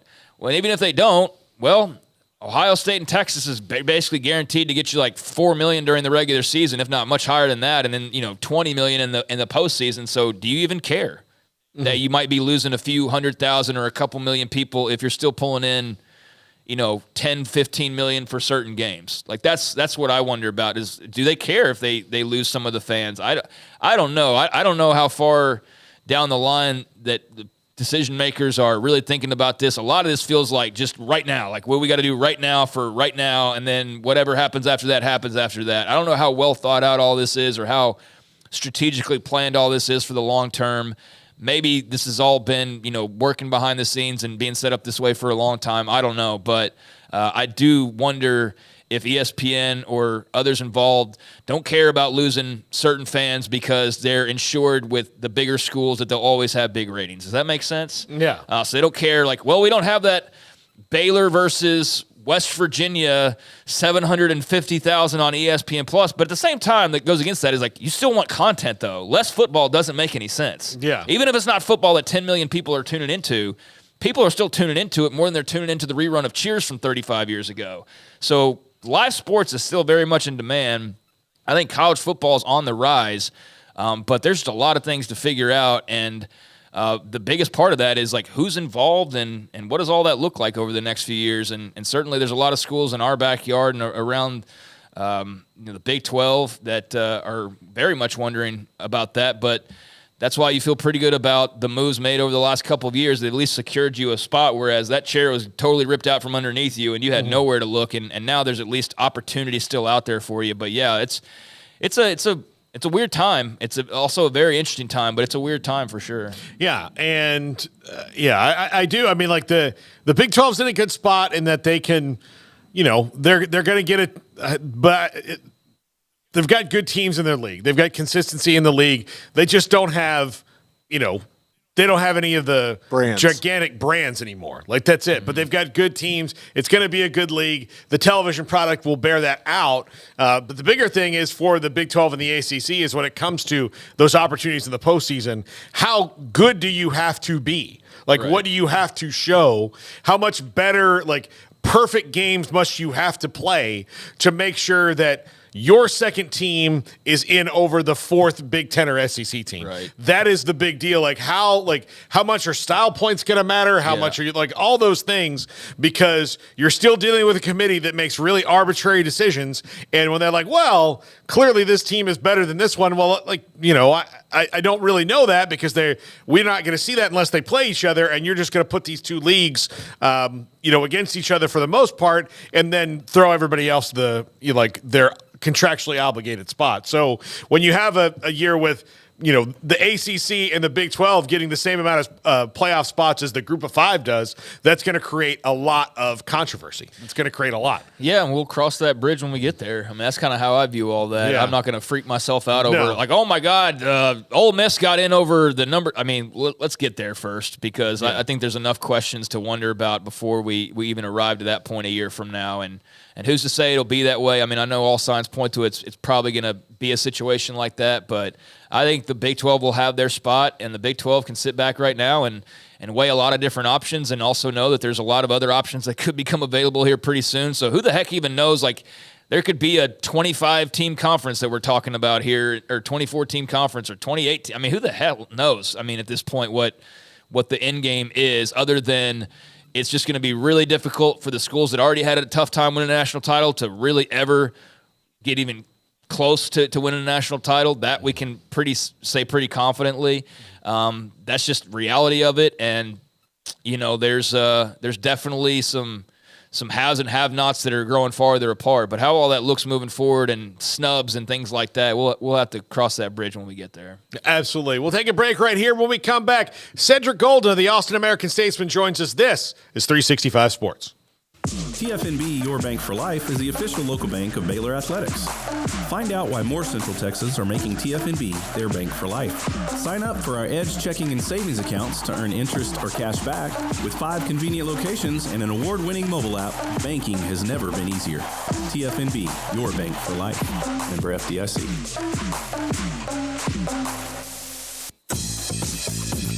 Baylor Scott & White Southwest Sports Medicine and Orthopedics, the team physicians for Baylor Athletics, diagnosing and treating all sports-related injuries, including concussions. These specialists also provide orthopedic services for athletes and non-athletes alike, whether it's knee or shoulder pain, a wrist injury, orthopedic spine care, and even an arthritis and total joint clinic. Trust the doctors Baylor Athletics trust. Baylor Scott & White Southwest Sports Medicine and Orthopedics wants to get you back in the game.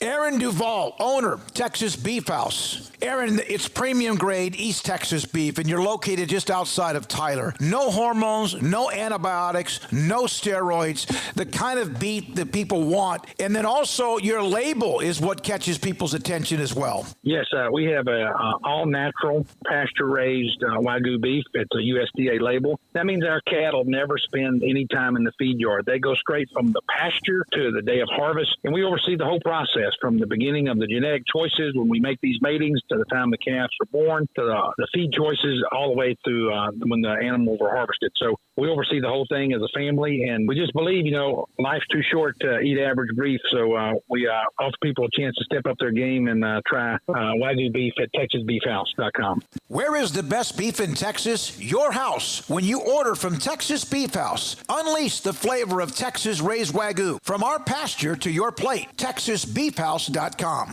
With so many companies and policies out there, it gets so confusing shopping for insurance, and I never know if I'm getting the policy that's right for me. Luckily, I met the team at the Niche Group Insurance Agency. With the Niche Group, you can go to one company and get access to coverage options from many insurance carriers, and you get to speak to a real person about your specific coverage needs. With the Niche Group, I know I'm getting the right coverage at the right price. If you need insurance, talk to the experts at the Niche Group at 1-800-258-8302.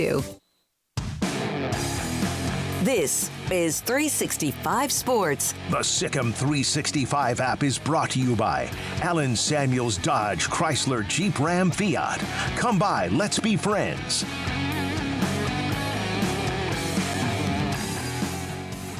Paul Catalina, Craig Smoak here on 365 Sports. Emery's going to work on Cedric Golden for me since he didn't answer right away. And we're running a little bit early for him as it stands. So we'll get Cedric Golden, Austin American Statesman, on in just a second. But Craig, we've talked a lot about Texas today. I know that we met with consternation by some in the chat room. But they are in the news considering that they've got players going to the draft left and right. They just played a game 2 days ago, 3 days ago, whatever it was. So I'm curious to see where they stand going forward and the differences you see between this offseason and offseason prior, where it was, well, maybe, like last year you kind of felt like, okay, they get a couple things that fall their way. This is going to be probably a good year for Texas. But for a decade or more, it was, I don't know, like what's going on here, especially when you had a program that was taking 4- and 5-star athletes and turning them into, Canadian Football League players. I don't quite get what you're asking me here. For Cedric's perspective, how much different does it look than it did for a decade? And then, last year was the first, to me, true optimistic offseason that Texas could have really had for a very long time. I mean, I don't necessarily agree with that. I think they're, coming off of a really good year. I think things have been trending in their direction now for, a couple years, that things have been positive. But, talked pretty at length about it earlier. I think they're in a good spot, and they're moving along pretty well, and they should be set up really well for whatever meets them on the other side of the SEC. So, yeah, I mean, from Cedric's perspective, that'll be his perspective. I don't know how he views it because he's up there close and personal, but I know from my perspective, I'm sure he's having a heck of a lot of fun, and it's been a lot more fun to cover a team going to the like the first year of Sark, you didn't really know. You know, again, second year, then you get into what they did after last year, and you think like, okay, well, even though they lost the bowl game, they had all these things that happened. Like, okay, this is trending in the right direction, and it felt that way for the first time. Like, really, truly, Texas was trending upward for the first time. That was my point. In a decade, last year was the first year when they got to the end of the season, I really felt like, oh, this is a team that's about to make a splash, as opposed to this is a team that's about to, like, get stuck in the mud again. Yeah, I mean they're in a really good spot. they're trending up. They're playing in the playoff this past season. Just a couple days ago, we saw them one step away from a national championship. So I think we've established, and he'll give us the perspective of being there in Austin on a daily basis. Like, I don't know what that feels like because I mean we talk about them, we watch them and everything, but I'm not sitting there invested in it like somebody who's boots on ground, living in Austin, covering them for 20 plus years and all of that. But I give a lot of credit to Sark and to the staff for the job that they've done and kind of righting the ship and getting it to, I guess, where their fans feel like it should be moving forward. But yeah, I mean, let's, how about while we wait on him, instead of talking about Texas more, the Big 12, I mean, the bowl games, we didn't really go over those at all. I guess we're just kind of killing time here, waiting on Cedric to call in. We never ran down the results much, but, Texas Tech, I know that's been a couple of weeks now at this point, but nice for them to end up with a plus 500 record and get another bowl win there for Joey McGuire, beating Cal. Cal, like, who the heck knows what their future holds? Moving to the ACC next year is just going to be so bizarre how all of that works. But Tech with a nice win. We talked to UCF yesterday or the day before, I can't quite recall, but tough loss for them to Georgia Tech. Georgia Tech, though, a program that's really kind of turned it around and has some positive momentum working in their direction. And Haynes King had had some ups and downs, but had a pretty solid year. And I think you would deem his departure from College Station, given the two trajectories, a success for Haynes King, for sure. But that was definitely one you'd like to have back if you were UCF. But now you brought KJ Jefferson in, and excited to see what they're able to do in year 2 in the Big 12. Kansas had their hands full with UNLV, man. It was a high scoring. Their bowl games the last couple of years have been some shootouts. When you're watching Kansas in the postseason that you're going to get some fireworks. But what a crazy stat line for Jason Bean of 6 touchdowns, 3 interceptions. Yeah. I just don't know how often I've seen something like that. And you won because you had double the touchdowns as you did the interceptions, but 6 touchdowns, 3 interceptions, 449 yards passing. Didn't use his legs as much in that game because they utilized the pass a lot more against the Rebels. But a nice showing as well, I think, for UNLV, and that's a program with Barry Odom that's nearly won 10 games. They won 9-5. That's a hell of a year for a program that many of their alums certainly feel like is a diamond in the rough and a team that has a lot of potential moving forward in the new landscape, being based where they are and all that. Now, I know others will argue it's like talking about SMU and Dallas or similar situations of like, how much does Las Vegas really care? But regardless, he's got some momentum going in what's basically the sports capital of America now. Yeah. And that was a really nice year that they had, despite the loss to Kansas. Oklahoma State, what a great win over A&M. Even though A&M, it's it wasn't like beating A&M the way that A&M started the season. I watched that game, and it was one of the ones I watched beginning. And I was very intrigued to see Jalen Henderson start and play a whole bowl game, and then he broke his arm. The story to me of that game was Oklahoma State stayed Oklahoma State consistent. They did exactly what they should have done against A&M, but A&M had their 4th-string quarterback, a freshman, come in and get them within a touchdown of a really good Oklahoma State team in that game, and they hung in. They did well. There seemed to be a lot of positive vibes around the Aggies, but yeah, I did watch that one. But Oklahoma State did what Oklahoma State does in that game. Yeah, and you are an A&M guy, so I know you had to be tuned into that, but that was a nice win for Oklahoma State just to simply say, hey, we beat A&M, and to have those types of bragging rights. But A&M did make it closer there at the end part of that game.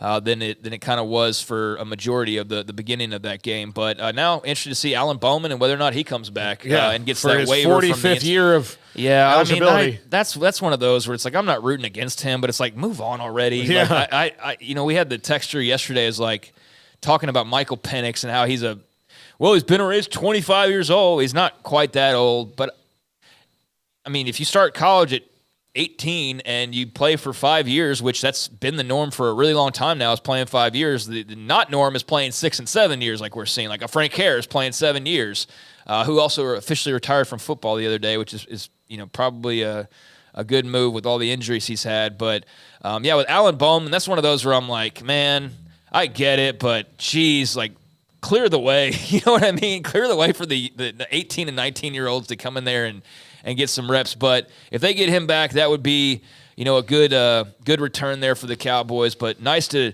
beat A&M, have those bragging rights and old Big 12 foe and all of that. So that was a fun game to watch from the Oklahoma State perspective as well.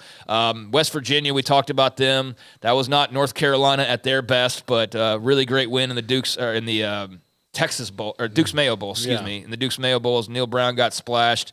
Arizona over Oklahoma. That was one of those, if you're Big 12 perspective, it doesn't work out from the record. Like you are, I think, 5-4 right now. But it does. But the new school comes in Arizona, and so you can, I guess, count it that way. Yeah. Like, you're losing this team that lost, but you're gaining this team that won. And, man, they're going to be scary potentially next year. I know we're going to talk about Arizona, but with their quarterback and their wide receiver combination, just for starters, that's going to be a really fun team to look at moving forward. We've addressed K-State, really nice win over NC State. Memphis over Iowa State. That was in Memphis. You kind of knew that was going to be maybe a little weird because of that, but the Tigers are also a very good team. So Iowa State, that was a pretty tough loss to watch them go down in a pretty competitive game there against the Tigers. And then we've talked Texas, Washington to death, but wanted to touch on all those because we've talked about some of them not at all, and some of them we've talked a great deal about, but just wanted to run that down for the first time really since we've come back. So that's bowl season for you, at least from one conference's perspective. There we go. All right, Cedric Golden, a man who no longer will be covering the Big 12 football-wise after Monday night, joins us now. Has one more basketball season to go, and then he's an SEC reporter. But Cedric, you were there at the game the other night. This was an opportunity that Texas was given late in the game by Washington to come back and get it. It came out, was exciting, but what was the feeling after that game, after it all kind of shook out? I think the feeling was they had a chance to steal one. I mean, legitimately steal one, and they let it get by them. And some things had to happen just to give them a chance to even have a opportunity to throw it in the end zone.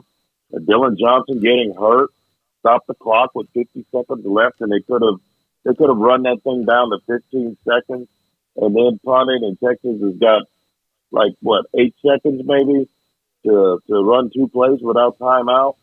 So a lot of things conspired to give them an opportunity. Very fortunate they had a chance in a game that they were outplayed in, guys. And I think they'll go into the offseason thinking about how slow they were in their passing offense to start the game. Those 2 turnovers, which were uncharacteristic of Texas. They don't fumble the football. And then just absolutely getting lit up by Michael Penix. I mean, that guy could start for a lot of teams on Sunday afternoon and then come back and play against Michigan on Monday. That's how good he was. Cedric, there's a lot of ways you can dissect the game, but is one of the easiest ways, I guess, is to say that Washington's star players played better than Texas' star players? I mean, and that's it in a nutshell. No question. You can't win a championship if your big dogs aren't barking the loudest. And Michael Penix is the biggest dog on a team of Huskies, and he barked the loudest. And he was great. Quinn Ewers had a great fourth quarter. That doesn't equate to a great game. It's only 25% of the game. He threw for 61 yards on his first 6 possessions. That doesn't cut it. You can't have that in a championship type situation. And so that much ballyhooed offensive line for Washington that won the Joe Moore Award was as good as advertised. Yes, Devondre Sweat had his moments, but they didn't get to Michael Penix. They've given up 16 sacks in the last 2 seasons. They're the best for a reason. And so when you let an elite quarterback give him a clean pocket and then have a guy with the wherewithal who can run when he needs to run to create throwing lanes, that is one tough combination. The best team won that game, guys, and Texas was good enough to beat Washington, but they didn't play good enough. And if you don't play up to the competition at this level, you're going to be sent home, and that's what happened. Cedric, this is a team that proved they have depth. I mean, you lose Jonathan Brooks, you put Baxter in, and they didn't really seem to miss a beat on offense when it came to that, especially once Baxter really started to adjust to what his role was. They're losing a lot of guys. I mean, we don't know about a couple of them that are still haven't made their decisions, but that great defensive line is now gutted up the middle, and they have veterans that are leaving. They've got Xavier Worthy, one of the best wide receivers that they've had in school history, is off to the draft. But is this a team that is just pretty much prepared to move other players down that assembly line and into the starting lineup and continue to compete at the level they are? That's a great question because they just started winning these last couple of seasons. And what they're losing in leadership with Worthy, with Devondre Sweat, with Byron Murphy, I think Jatavian Sanders, the tight end, is going to leave. I think A.D. Mitchell, the other wideout, is going to leave. And Jahdae Barron, the defensive back, is going to leave. That's a lot of institutional experience leaving this program that just basically got its sea legs. And so Sarkisian is recruiting great, top 3 recruiting class, and he's got guys coming back that are going to be really good. The biggest question is, will Quinn Ewers be back? And even if he comes back, will he be the starter? Because Arch Manning is waiting in the wings. That's a good problem to have as a head coach. It's kind of a headache, though, if you pick the wrong guy. So the one thing we haven't talked about is leaving. Texas is also leaving the Big 12. It wouldn't be as concerned if they were returning to the Big 12 knowing they only got to beat OU usually to be in the mix. But now they got a schedule where they go to Michigan next season. Georgia comes to Austin. They go to Fayetteville to play Arkansas. Then they go to College Station. Not an easy schedule. And they, of course, play Oklahoma. So if you're telling me that team's going to go 12-2 with the guys they're losing and be in the SEC, I would say I would bet against that. I think if Sark can go 8-4, 9-3 in his first year, losing all of these guys, the fan base should be very happy given the league that they're playing in. Is Texas back, and I don't mean that in this silly way like poking fun on Twitter and things like that, but as far as just having the steadiest ground that they've walked on in quite a long time at head coach, in recruiting, with all the advantages that Texas has in this new landscape of college football, including now the conference that they'll be in, is this as rock solid of their AD? Is this as rock solid from top to bottom as they've been in quite some time, that football department? That's a great question. They have some good footing right now. They have a really good athletic director. I think Sarkisian is the guy for this job. I think the NFL will bring him up. He's got that NFL look about him, so keeping him might be an issue. The money goes without saying. The NIL riches are falling from the sky. They've got money all over the place to get name talent, and the recruiting is great. But man. And Matt Brown, when I got on this beat in 2002, from 01 to 09, they won 10 games every year. So I'm not about to say they're completely back after one 12-win season. If they win 10 games next season, guys, then I'll say they're back because they did it in the SEC. That's a different league. If they can do it in the SEC, make it to that 12-team playoff, and make a little bit of noise, and keep Sarkisian in the fold because people are coming for him, then I believe then that they're back. But I can't say that after a 12-win season. That's just 1 year. Cedric, Quinn Ewers, he appears that he's coming back, and he could, if he continues the rise that he's had, he'll probably be one of the first quarterbacks taken to the 2025 draft. He has, gone through, kind of different stages of his growth as a quarterback. After the Sugar Bowl, where do you see him now as ready to burst on the scene as someone that everybody's talking about their performance and not just their potential? You wonder if he's Joe Burrow before the national championship year. You wonder if he's that guy who has some glimpses but just needs to put it all together in one season. Burrow put it together, of course, with Justin Jefferson and Jamar Chase at receiver. Quinn won't have that next year. He won't have that kind of talent next year. So I think there is upside. He can be better. He missed some throws, guys. Y'all watched the game. He missed some easy throws that Penix was making in his sleep. And I think the fact that he was playing against Penix kind of overshadowed how well he's played this year. Penix is a beast. That guy's a beast. But I think that there is upside. I think he could be better. This is definitely not the year to come out early if you're a quarterback that hasn't reached his college ceiling, because there's so many other guys that are going to go before him. So I think it's a good decision if he makes it to return to play college football, be it at Texas or somewhere else. Who knows? We don't know. So I think he'll be back at Texas. I think he'll beat Arch. I think he'll win the job. I think he'll be the named starter. This is just me talking in January, but I can't guarantee you that he will finish the season. He's missed 5 games in the last 2 seasons. So if Arch Manning gets all of that starting position, who am I to say that he'd give it back? Have you ever seen anything quite like the clamoring there is for Arch? I mean, I understand the star power because of the name, and I know he's a good, highly rated player as well, but do you have anything really to compare it to? I know the backup quarterback's always the most popular guy, right? But this is just already, and we've barely even seen him at all, is already on a kind of a different level and a different feel. Yeah, I went to a Prince concert once and at Reunion Arena, and the people went wild. Yeah. And Kurt Bowles and I were working on our columns during the Big 12 championship game, and that game was decided already in the third quarter. So, in our business, if the game we know who's going to win, we get to work. We start writing. And even though there's football still being played, and we looked up and a huge roar walk went up, and I looked at Kirk. I go, did Prince just walk in there? Did he just walk? And it was Arch Manning. He's a rock star already. He's a rock star already. I was at Media Day at the Superdome, and there were 4 people talking to Quinn Ewers, and there were 35 talking to Arch Manning.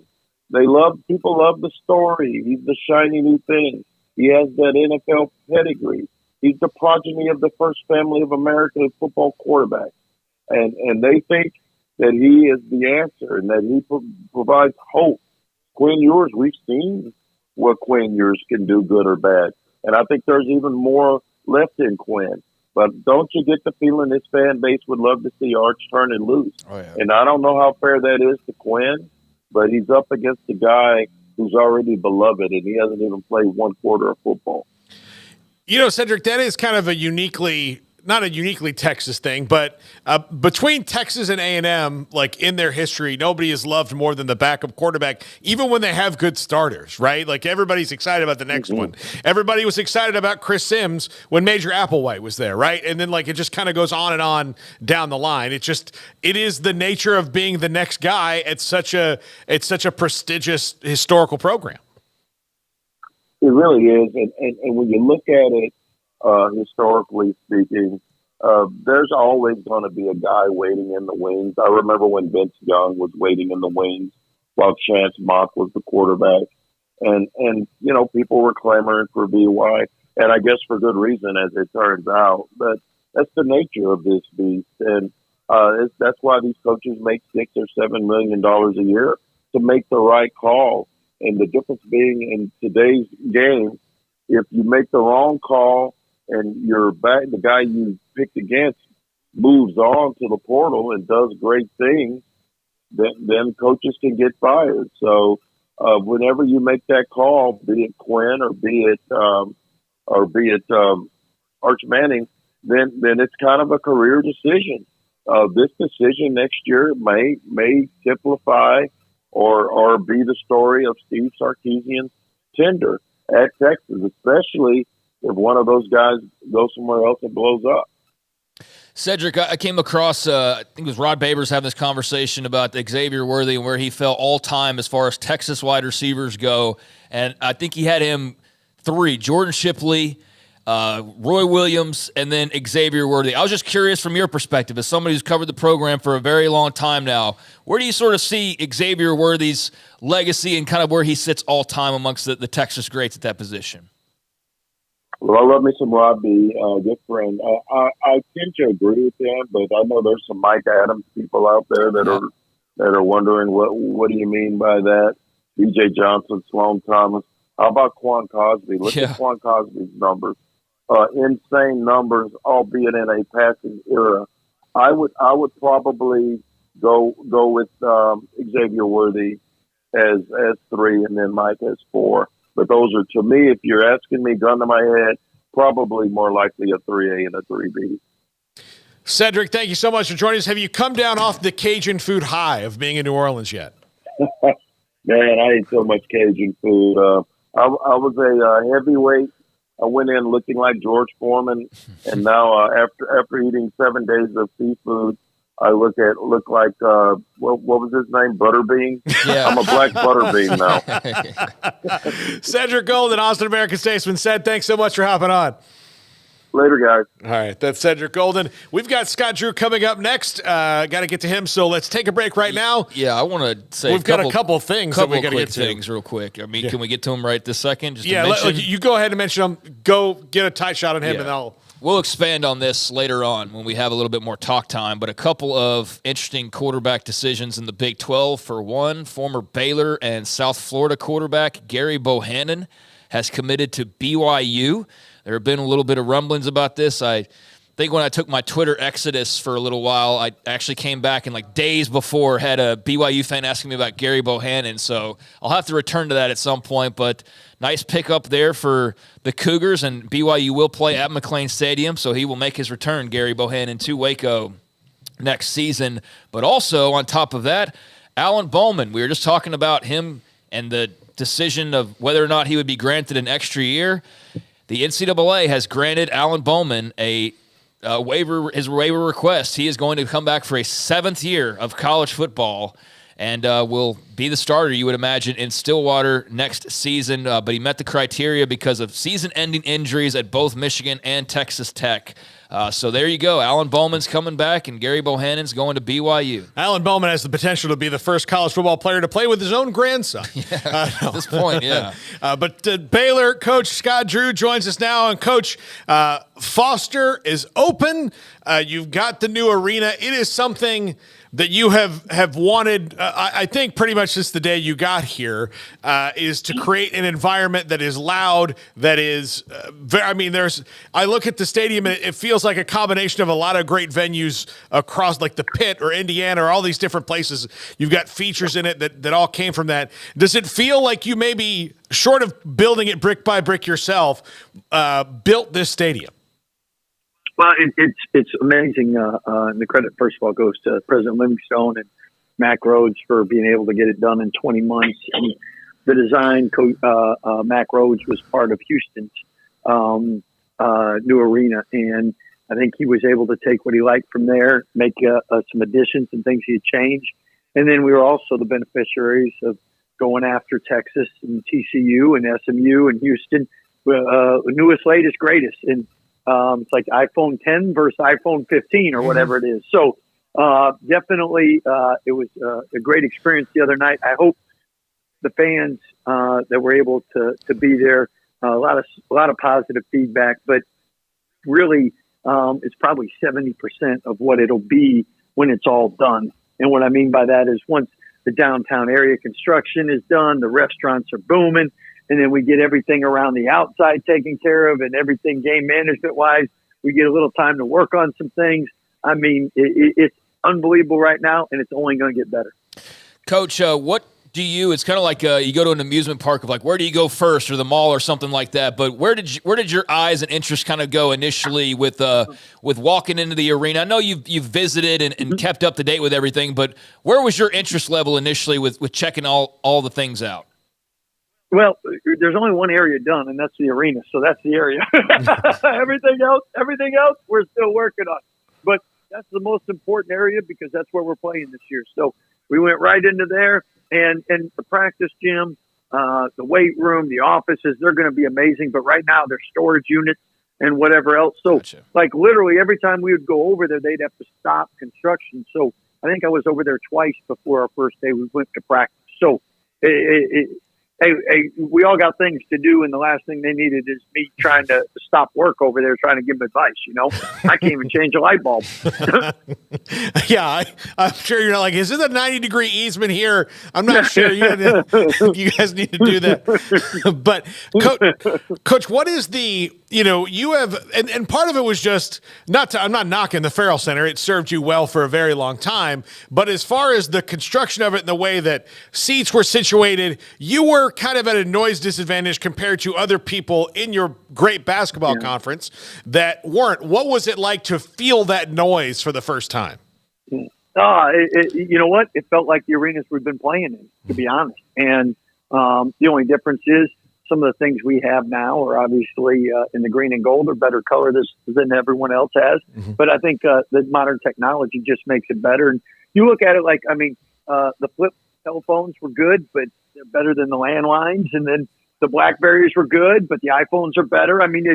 Everything. So like you look, the Farrell was awesome in its time, and everyone in Texas, bigger is better. We all made big arenas. And then we all figured out with TV games and people having nice weather to choose other options.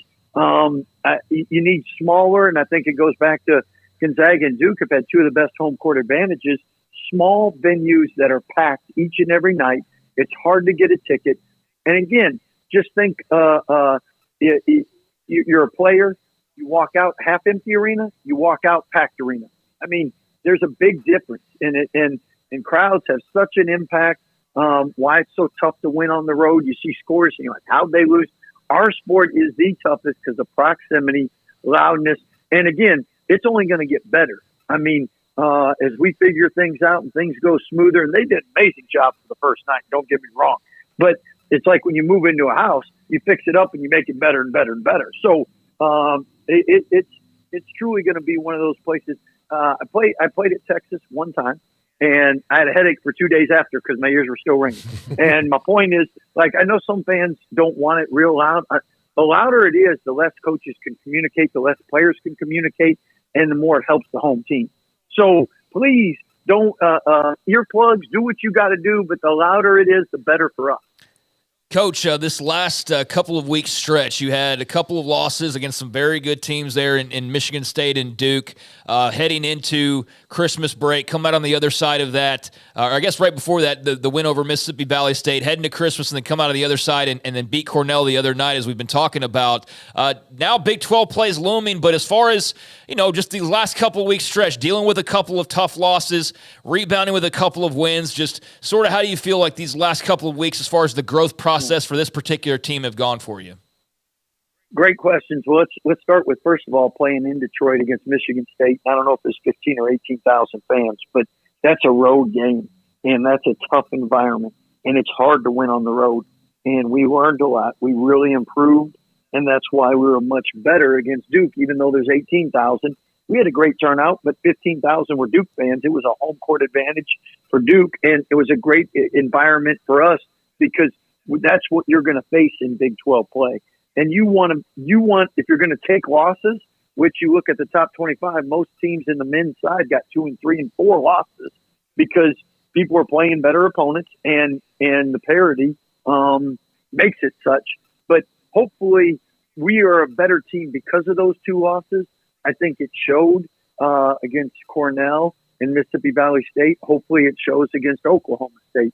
I just saw 11 of the top 14, I don't know what it was, top 70 net ratings is all Big 12. Again, number 1 conference in the country. Why? Is because not 1 or 2 teams, it's top to bottom. The the overall depth of the league. And unfortunately, some of the teams like West Virginia is a better team now that they've gotten some guys. And once they get the big guy back, Oklahoma State had a guy out, Bryce Thompson, who's been in the Big 12 as long as some of those football guys you were naming. So the teams that maybe started out slow, a lot of them are much better than they were now. So again, 1-2 possession games, and that is the home court going to make it where you never lose? No, but I can tell you, if everything was the same, we're going to win a lot more in the Foster Pavilion over 10-year span than we would in the Farrell Center, based on the crowd helping. How is it going to be different? I mean, you still have some teams you're going to get to play twice, but you guys have been used to the full round robin for a long time, and now there's going to be a couple teams in your schedule that you see, and then you don't necessarily get to see them again, which sometimes is good and sometimes is bad. Sometimes you want that next shot at them, especially if you lost, you want to get them back for it. How weird is that going to be? Well, every coach would rather have it equal. And if that's play everyone once, if it's play everyone twice, but with the power conferences dwindling in numbers, you can't play. Otherwise, we'd have to have 40 games to do that. So it is what it is. But that's where a lot. Sometimes you play a new team and you walk out, and the next time you play them, you're so much better prepared. You won't have that opportunity now. You have to be on point that first game, because you might not get a second chance.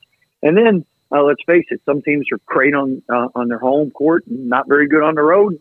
You draw them at their place. That's different than if you draw them at your place. So, I mean, that all goes into account. And there's in football, we've seen it for years in different conferences. Your schedule determines who has the best chance to make the playoffs a lot of times.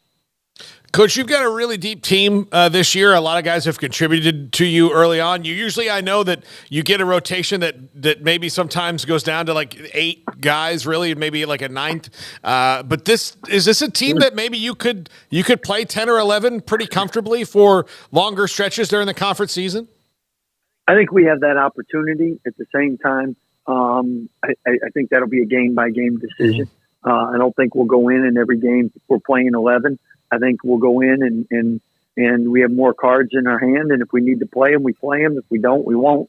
But I think everyone knows through the Big 12, you're going to have some good games, some bad games, but you're probably going to have foul trouble, and you're also probably going to have injuries, and that's where more cards in the deck always helps. All right, Garrett, our producer, wants me to ask you, who has a better jumper, you or Bill Gates? I can tell you who's cost more. Hey,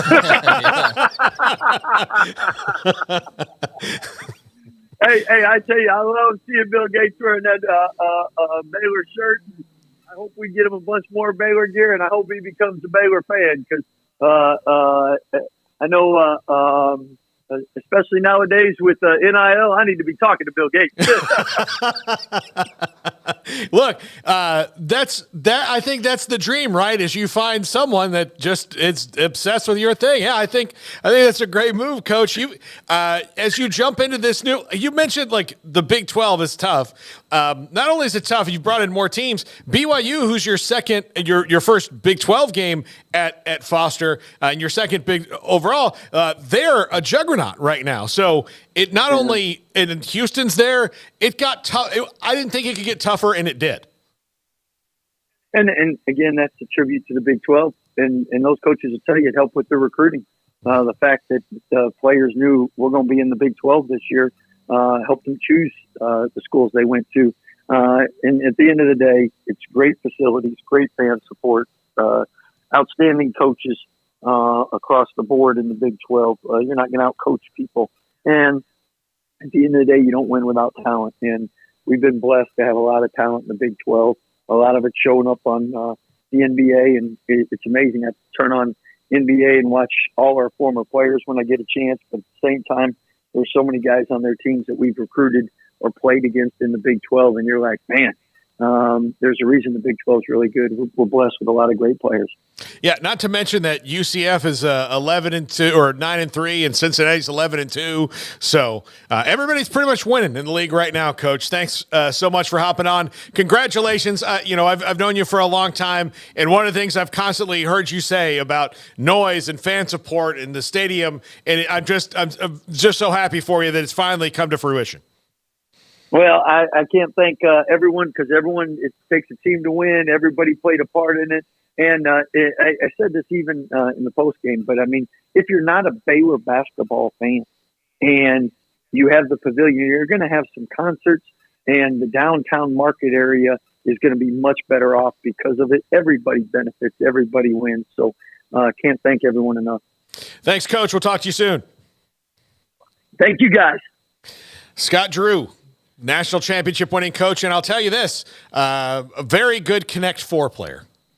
Yeah, I think I remember seeing some of that during their, the COVID year. Being in the bubble. Yeah, big competitions. At the media event we had earlier this fall, they had a Connect 4 tournament, and I pitched a perfect game against Glenn Moore. I beat him in 4 moves. Wow. Yes, perfect game against Glenn Moore, and I was feeling good about myself. Connect 4, you won in 4 moves. Yeah, he just completely. I mean, sucks. It was bad. Sorry, but I even sat there for a second, like he dropped it, and I was like, "You sure you want to do that on that third one, there, Coach?" Yeah, well, maybe he's preoccupied or something. I don't know. I'll give him the benefit of the doubt there. But yeah, so pitched a perfect game against Glenn Moore. Then I'm feeling good about myself, and I've got Coach Drew in the semifinals.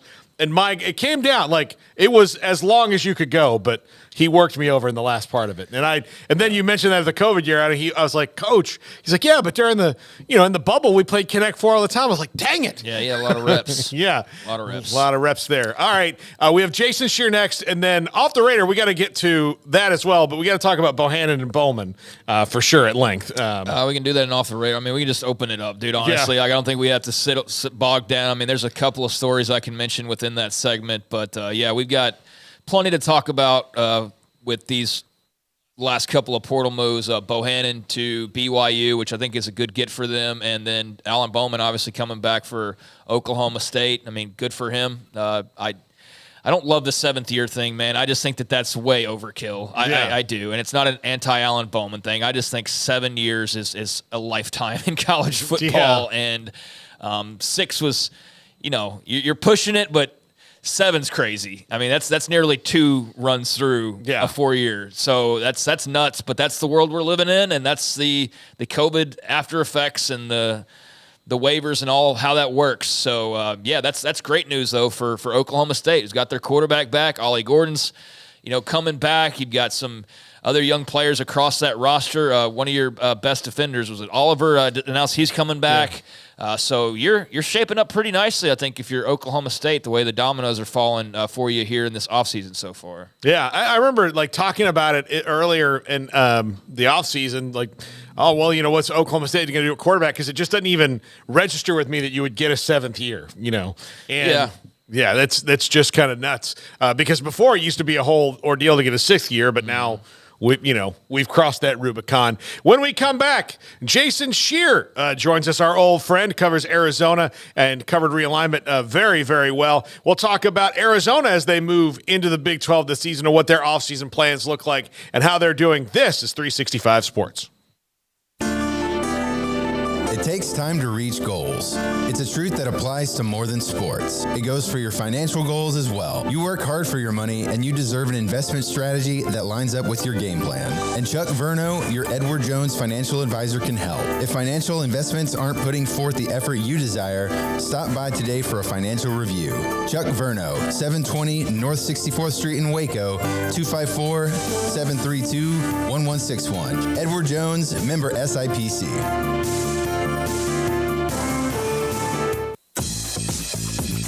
Baylor Scott and White Southwest Sports Medicine and Orthopedics, the team physicians for Baylor Athletics, diagnosing and treating all sports-related injuries, including concussions. These specialists also provide orthopedic services for athletes and non-athletes alike, whether it's knee or shoulder pain, a wrist injury, orthopedic spine care, and even an arthritis and total joint clinic. Trust the doctors Baylor Athletics trust. Baylor Scott and White Southwest Sports Medicine and Orthopedics wants to get you back in the game.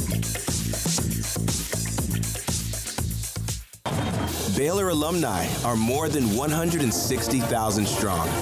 When we all join hands to support our university, we don't just move the needle, we move mountains. Working together, we create life-changing opportunities for students on the field, in the classroom, in the laboratory, and in life for generations to come. So get connected, get involved, learn how at Baylor.edu.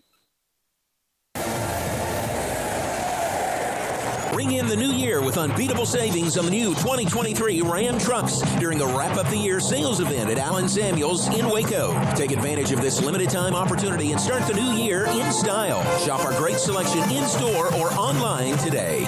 Aaron Duvall, owner, Texas Beef House. Aaron, it's premium grade East Texas beef, and you're located just outside of Tyler. No hormones, no antibiotics, no steroids, the kind of beef that people want. And then also your label is what catches people's attention as well. Yes, we have a all-natural, pasture-raised Wagyu beef. It's a USDA label. That means our cattle never spend any time in the feed yard. They go straight from the pasture to the day of harvest, and we oversee the whole process from the beginning of the genetic choices when we make these matings to the time the calves are born to the feed choices all the way through when the animals are harvested. So we oversee the whole thing as a family, and we just believe, life's too short to eat average beef. So we offer people a chance to step up their game and try Wagyu beef at TexasBeefHouse.com. Where is the best beef in Texas? Your house. When you order from Texas Beef House, unleash the flavor of Texas-raised Wagyu from our pasture to your plate. TexasBeefHouse.com.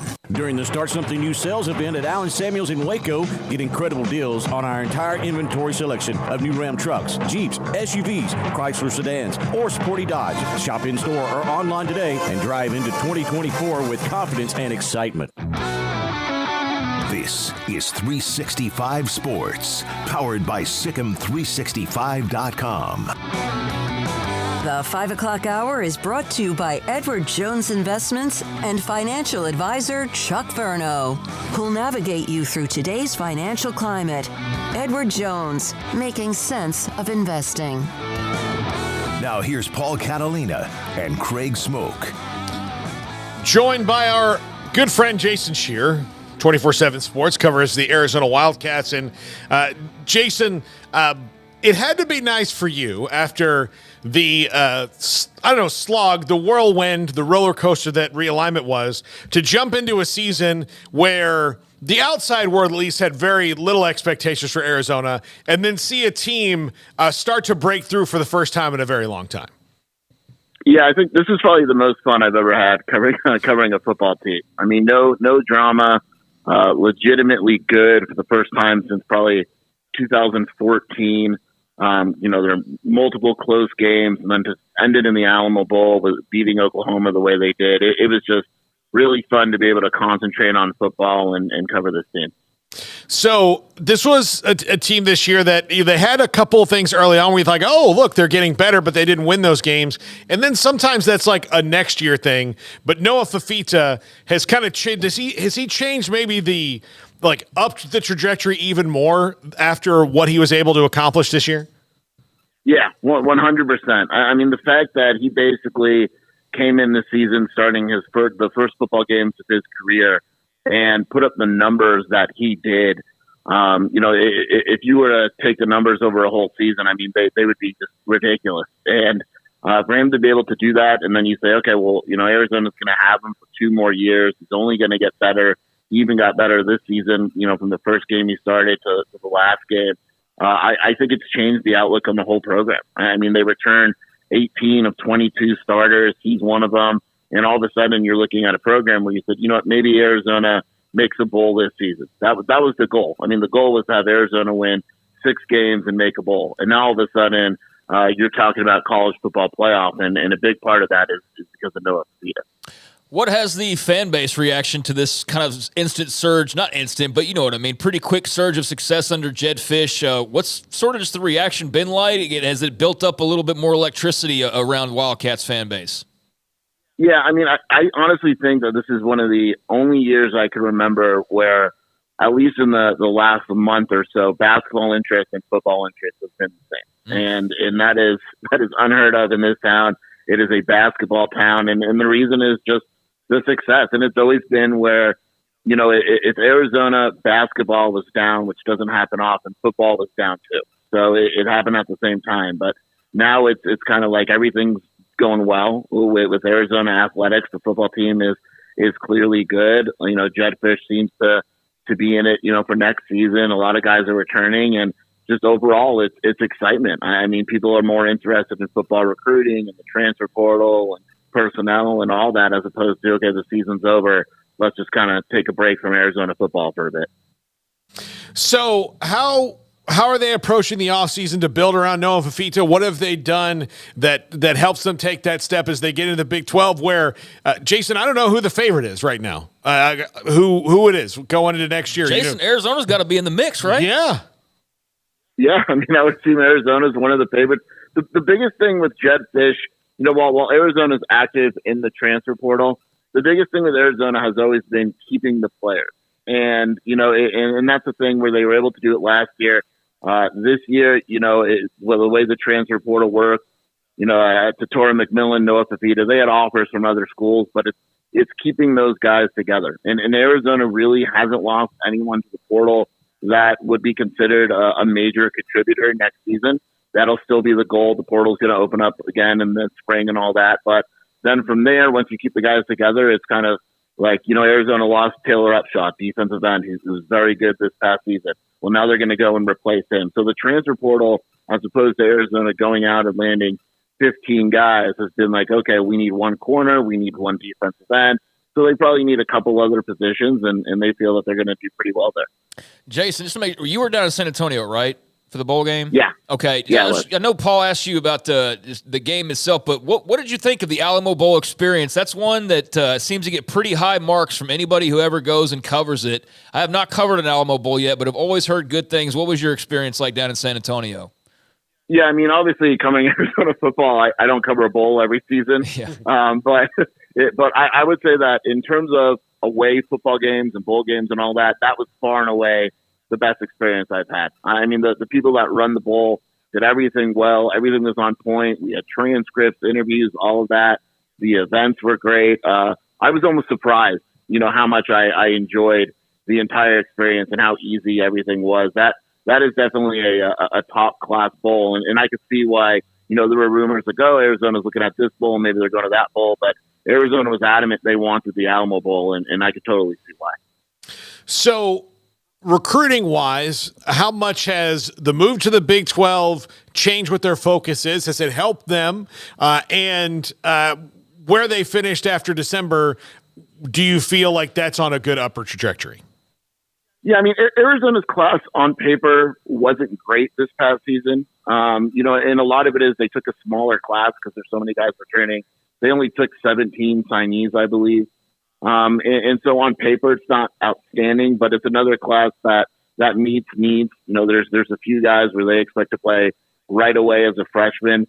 And you know, the thing they've said consistently is that the belief is your success in recruiting isn't seen the same year. So they believe that, for instance, 2025 is where they'll kind of, you know, the fruits of their labor. They're going to sign a very good class in 2025 is their belief.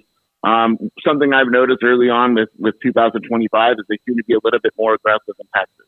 They went and they offered guys in Texas, but there seems to be more of a focus there. And I can only assume that that's the Big 12, you know, being able to kind of go there. And I'm sure they'll be active in California a little bit more because those schools are in the Big 10 and traveling. But there definitely seems to be a little more focus in Big 12 country, basically.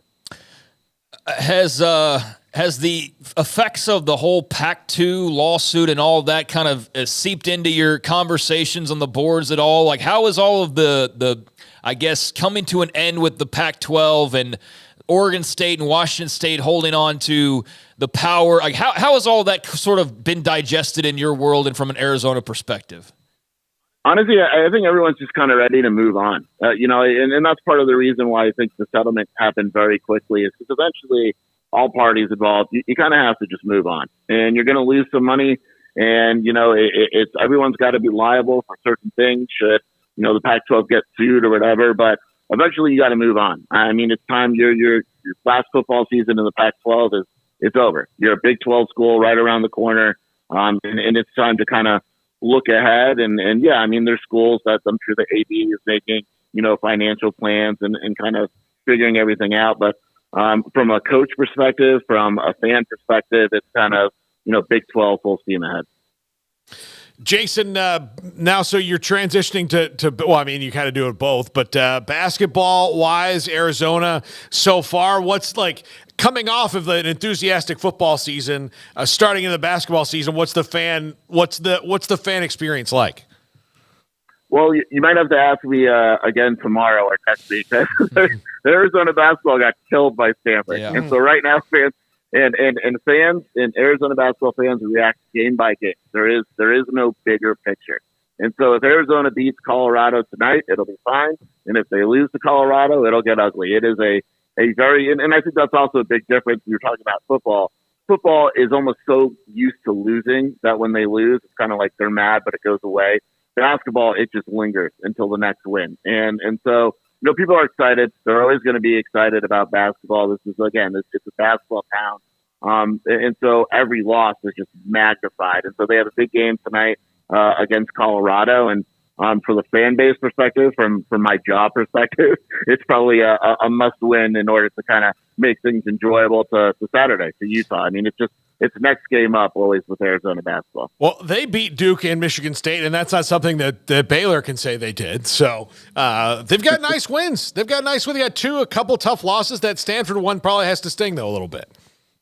Yeah, I mean, look, at the end of the day, they lost to Purdue and they lost to Florida Atlantic. And, Florida Atlantic wasn't a bad loss, but then Florida Atlantic goes and loses to Florida Gulf Coast, who's terrible. And it's like, well, gosh, they just lost to that awful team that beat us. And, I think Stanford beat UCLA last night, so Arizona fans are like, okay, maybe Stanford's a little bit better than we thought. But, none of the losses are horrible. I mean, the Stanford loss isn't good, but there's still plenty of good wins. Arizona still plays some very good basketball this season. And as we know in college basketball, I mean, it's kind of just a mess. You're going to lose some games that you shouldn't during the season, and you're probably going to win some games that you shouldn't during the season. Jason Shear, 24/7 Sports, covers the Arizona Wildcats, one of our good friends. Jason, thanks for hopping on. Thanks for having me, guys. I appreciate it. All right.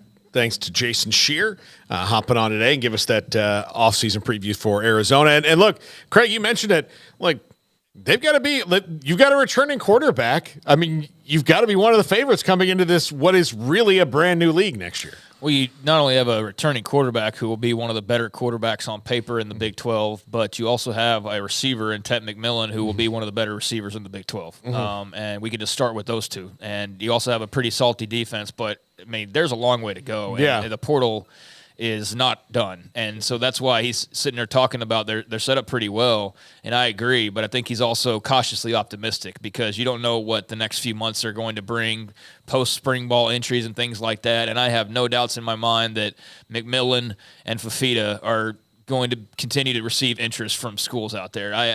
I mean, I would be shocked if they didn't.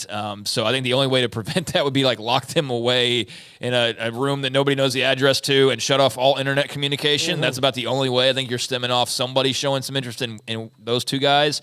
But no, they're set up pretty well. I know there was some talk about, gosh, man, I wish I would have held on to it. But I think Texas was looking at one of their defensive coaches.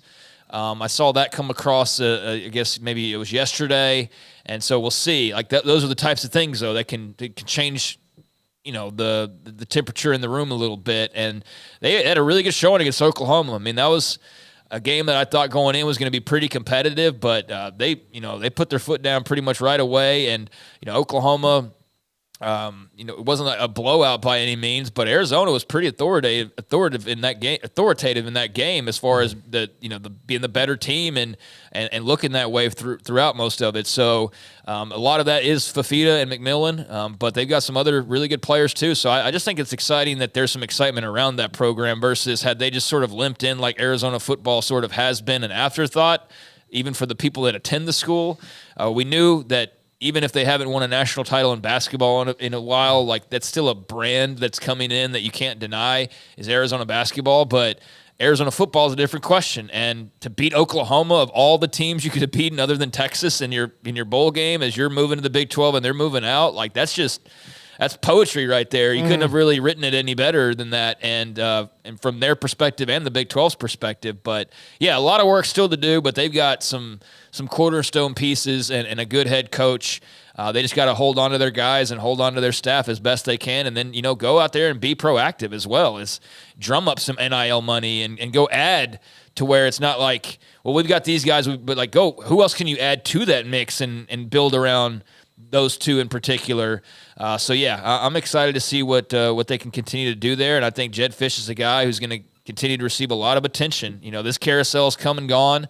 There will be probably assistant coach moves still made throughout the spring. The head coaching, though, barring some big scandal, are pretty much done. But moving forward, Jed Fish is a guy that, with what he's done at Arizona, if that continues, then you're going to hear a lot of, wonder if this job or that job or whatever will be interested in him. But that's a good problem to have. Absolutely. When we come back, Craig Smoak's Off the Radar. This is 365 Sports. Developed by Startup Waco, a nonprofit organization, GXG is a program designed to support the entrepreneurial development of Baylor University student-athletes through NIL activations. The program helps student-athletes maximize their platforms and offers a comprehensive support system for them to create and grow new businesses that not only benefit themselves, but also uplift the local economy.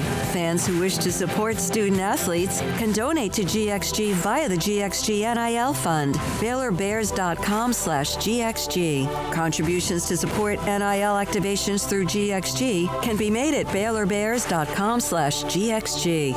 For more information, follow @GXG_GreenXGold on social media and visit the official website www.gxg.startupwaco.com. GXG, empowering student-athlete entrepreneurship and uplifting the local economy through NIL activations.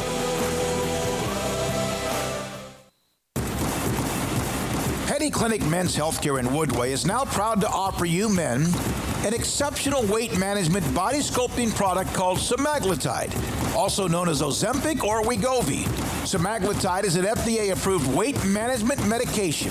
Once-a-week injections of this powerful medication offers an average body fat weight loss of 20% within the first year of treatment. In addition to body sculpting, semaglutide also normalizes blood sugars and has the clinical research proof of reducing blood pressure, cholesterol, stroke, and heart attack risk. If you're like most men and you have stubborn fat that will just not respond to typical diets and exercise, then help is finally here. Semaglutide, affordable, highly effective. Google search Petty Clinic Waco and reach out to the Petty Clinic team today for a free consultation with Dr. Petty to see if semaglutide is right for you. Go to pettycliniclowt.com. At Ideal MRI, we feel blessed to be part of the Waco community. We're a small family business here in Central Texas. At times like this, the cost of healthcare has never been more important. And unfortunately, significant illnesses and injuries still occur. And that's why Ideal MRI is open and here to serve you through this difficult time. So if you need an MRI, ask your doctor about Ideal MRI. You can schedule online in minutes at idealmri.com or call 833-IDEAL-MRI.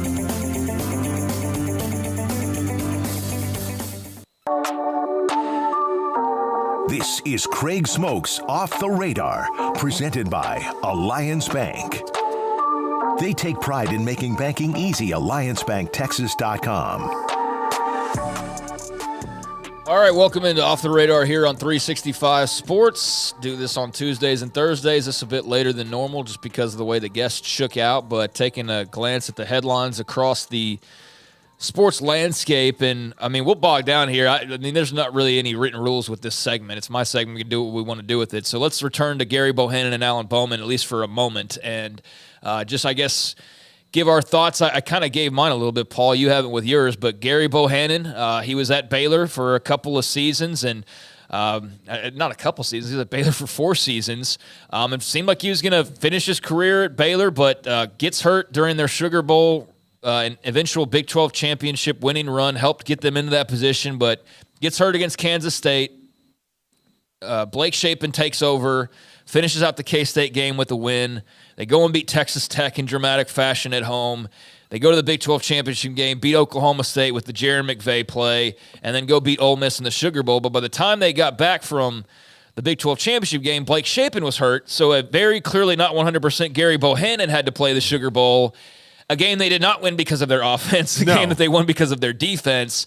And that's the last we saw of him. He went off to USF and had very forgettable year. He didn't play this year at all, yeah. No, he didn't play this year at all, yeah. Played there last year, had won the starting job, and then lost it, got hurt, combination of factors, and then didn't play this year at all. So here he is. He's back for a 7th year.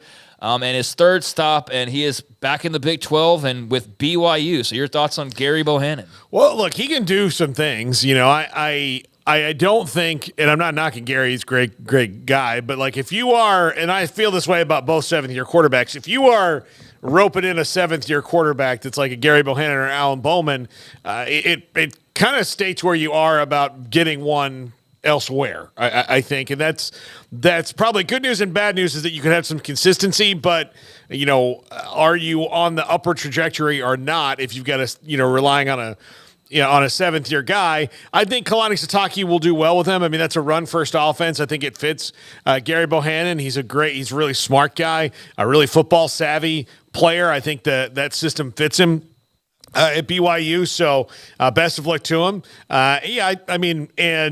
BYU needed some depth and experience there. Keaton Slovis is gone. But I do think that to have longer term success, you're going to have to stop getting stopgap quarterbacks into places. Yeah, you're going to have to develop, and the part with developing now is you can develop guys, but then you get them to a certain point, and then you got to fend off everybody again and re-recruit them, and that's the hard part about getting a young guy, building him up, and doing that. And then holding on to him and seeing it all the way through to the other side. But, yeah, stop number 3 for Gary Bohannon. I do think you're getting a great leader, BYU fans, a tremendous leader. You're getting a very hard worker, unless things have changed, and I don't expect that they have at all in the last couple of years. Was renowned for his work ethic and being in the film room and all those things. And I know you hear those things, but it's actually true. Like, you can vouch for it that Gary Bohannon was that type of a leader. So I think that's something that you're absolutely getting with him.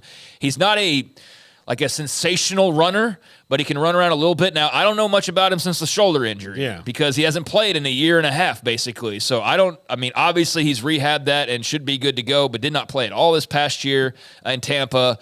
So, very interesting to see him on the move and now headed back to the Big 12. And the Cougs do come to McLean Stadium next season, so he will make his return to face his old team in Baylor, and that'll be, I'm sure he'll get a great ovation because there was no ill will when he left. He just got beat out by Blake Shapen, and that's why he hit the transfer portal. But there is that out there, so congratulations to Gary Bohannon. I'll always be a fan of his. And then we mentioned it as well, Alan Bowman also getting a 7th year as he will be back for Oklahoma State, fresh off the Texas Bowl win over the Aggies as the Cowboys finished 10-4.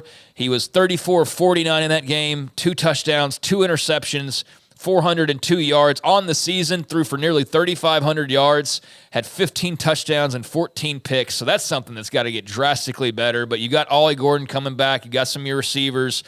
You had some good things happen this year that you can build off of. But it just seems like a lifetime is all. And the same thing with Gary Bohannon. It seems like a lifetime with him as well. But yeah, that's interesting news there for the Cowboys. And another program you thought at this point maybe a young guy would be ready to go. But you know what you have in Alan Bowman, and you know what you're getting again next year, just hopefully with a little bit of improvement there. Yeah, I just think that, and look, Gundy's an excellent coach, and he finds a way. But they won 10 games this year. Yeah, they played for a Big 12 title. But Alan Bowman coming back is kind of medium news if I'm an Oklahoma State fan. Okay. It's medium news. It's not bad news. It's not great news, but it's medium news. Like, okay, fine, there could be some consistency there. And, he wasn't really the X factor of anything. That was all Ollie Gordon. But they do have some pretty good wide receivers out there, and they've got, there's good things going that, with a quarterback like Alan Bowman, you can't really take advantage of all the time, I think. And I think that is what the struggle would be for me in that,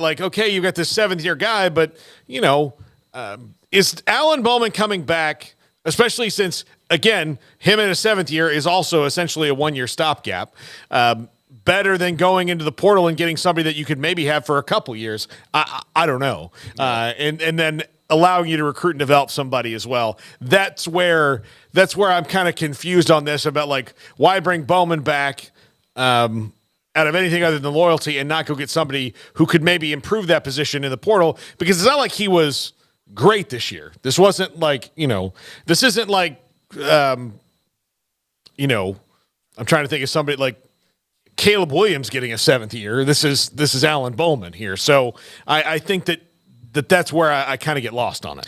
Yeah, so those were a couple of decisions that were made by the NCAA, the clearinghouse, coming out with the decisions on Alan Bowman. That was something that was just timing-wise was great, because we had talked about it right at the beginning of the show, basically, and then a few minutes later, or an hour later, there was actually a result on that. I was not expecting it, but I'm more than happy to talk about it. So from an Oklahoma State perspective, if you're a fan of the Cowboys, I'd love to hear your thoughts on what you think about the fact that Alan Bowman will be coming back. Meanwhile, Wet Blanket's thrilled. Wet Blanket's thrilled, okay. He mentioned that he torched the Aggies in Oklahoma, and that's fine. I'm saying it's fine. Like I said, it's medium news. I'm not trying to dog the guy and tells you terrible, but he just kind of is. Yeah. And that's just it. So yeah. So he's got that news, and now we'll see what next moves the Cowboys make this offseason to try and get back to the Big 12 championship game and go above and beyond that, go win it, and then go above and beyond that as well. But Wet Blanket, glad to hear that you're happy with that news. I'm sure a lot of Cowboys fans are. We also made quick mention of the fact you've got Byron Murphy, Jonathan Brooks, both from Texas entering the NFL draft. Also a couple of decisions from Alabama today with a lot of decisions being made out of Alabama over the last couple of days, but corners Kool-Aid McKinstry. College football is now losing a big-time name in Kool-Aid McKinstry, but also Terry and Arnold both announcing that they plan to enter the draft and won't return to Alabama next season. You'd already lost Dallas Turner and Chris Braswell, J.C. Latham, what was it? Eli Holstein we mentioned yesterday, your backup quarterback. So been a number of Tide players that have declared for the draft or entered the transfer portal, but McKinstry and his corner mate there, and Terry and Arnold, both making that official. They're heading to the pros earlier today. So NFL gaining one of the cooler names. No pun intended with Kool-Aid, but definitely one of the better names we've had in college football. And there's been a ton of great names over the years, but that's definitely one that's up there. That's an all-timer. Yeah, absolutely. And they're both going to be first-round draft picks. I mean, like maybe slip in the second round, but holy cow. I mean, this is going to be, they are both very, very, very good. And cool. I honestly don't know which one is better. That's how good they are. They're very good players, and will be both drafted in the first round more than likely. Yes. Meanwhile, we have a little bit of other college-esque news before I turn to the pros, and this was something that probably could have spent a little bit of time on earlier, but we got so busy with various other things. But you did see today the announcement from the announcement that the NCAA, and I'm trying to pull it back up here. I had it a second ago, but that they've come to a broadcasting agreement when it comes to the rights for the women's basketball tournament and various other sports. And that's a big deal because there's been a lot of talk about just TV rights agreements and kind of how everything is going to work moving forward. There's a lot of talk about how much value you could get from separating sports, in the future and untethering all of those types of things. And I'm trying to find the the dadgum article now, and I can't find it, but you know what I'm referring to. Yes, I mean, Garrett's got a tweet up here. Okay, thank you, Garrett. My God, save me here. Yeah. NCAA has re-upped with ESPN, who apparently I was told has no money left. I don't know what happened with that, but ESPN, for its championship rights deal, does not include a separate deal for women's basketball or volleyball. So that's what I was referring to as kind of the untethering. There's talks about, men's basketball moving forward and how that could separate. So in theory, if you think there's a great separation coming, you could have power football sort of all by itself in theory. You'd still, though, have the March Madness set up the way that it is, although that could tweak, I guess, a little bit, but it would be separate.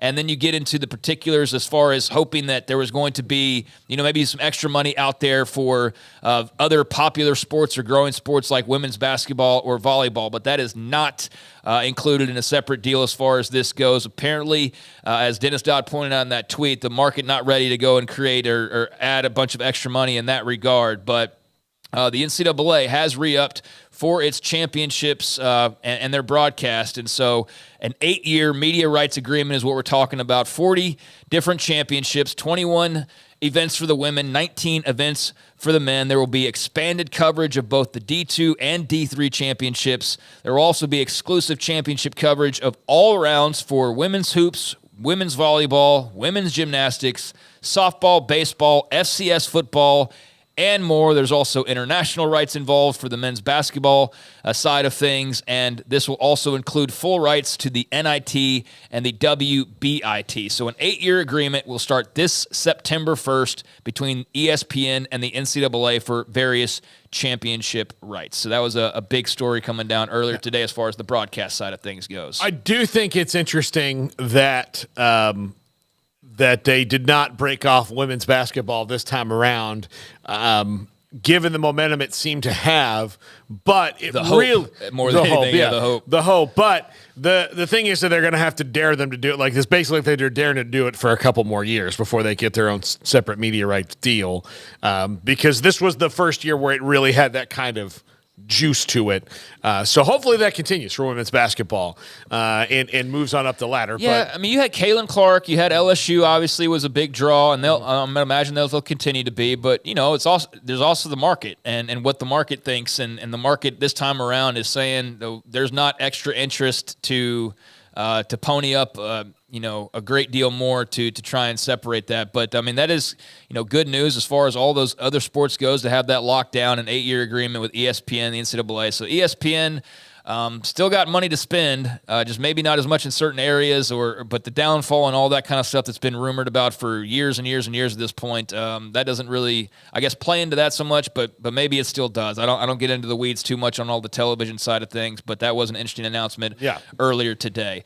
Meanwhile, you have interest in Dalvin Cook, potentially as a member of the Cowboys. Well, too bad. I heard a little bit of scuttlebutt, read a little scuttlebutt about the Cowboys with their running back issues, which is hilarious that they have running back issues after all the consternation and discussion in the last couple of years about Zeke Elliott and just the position as a whole, Paul. The fact that we're here and there's we could really use another running back is just, it boggles my mind. Yeah. It's the stupidest, how is that even possible after all of the discussion about the running back position that you found yourself in this run needing another running back? So there are some thoughts maybe Dalvin Cook would be of interest, but Dalvin Cook... part of it is because Rico Daddle got hurt, but I think he's coming back this week. Yes, but there are some thoughts that Dalvin Cook could potentially be of interest to the Cowboys, but he is joining the Baltimore Ravens after going unclaimed on waivers. He has signed to their practice squad today. So your thoughts on Dalvin Cook and where he finds himself at this point in his career? Well, we also have other breaking news. Okay. Quarterback. Well, I'm going to send you this, Garrett, so you can have it. I like the move for Dalvin Cook. Look, and it's very Ravens. Like, they already have Melvin Gordon on their team. Why not add Dalvin Cook, who's a better running back than Melvin Gordon? But I think it's a good move, and he can go and play for a team that is likely to be in the Super Bowl at this point, with a quarterback who's totally in his bag right now with Lamar Jackson. And Lamar Jackson he's playing crazy. He's playing crazy because the rest of the league, given the opportunity to sign him, they're like, we don't really want to. And he's like, all right, well, now I'm going back to Baltimore. I'm going to make you all, show you that you missed out on a huge opportunity. people didn't want to sign Lamar Jackson because he's a little bit weird. He's not Aaron Rodgers weird. He's just a little bit weird. Mm-hmm. And they were like, I don't know. And he runs a lot. He might get hurt. And now he is going to be the MVP. But, yeah, I like it for Dalvin Cook. I think it's a good fit and a good offense. And they've had a lot of running back injuries, which is why Melvin Gordon even had to play at the end of the game against the Dolphins. It was a blowout last week anyway. But, yeah, he's an upgrade to that position. They've got Justice Hill, an exciting young rookie. Keaton Mitchell, who did get hurt. Justice Hill's not a rookie.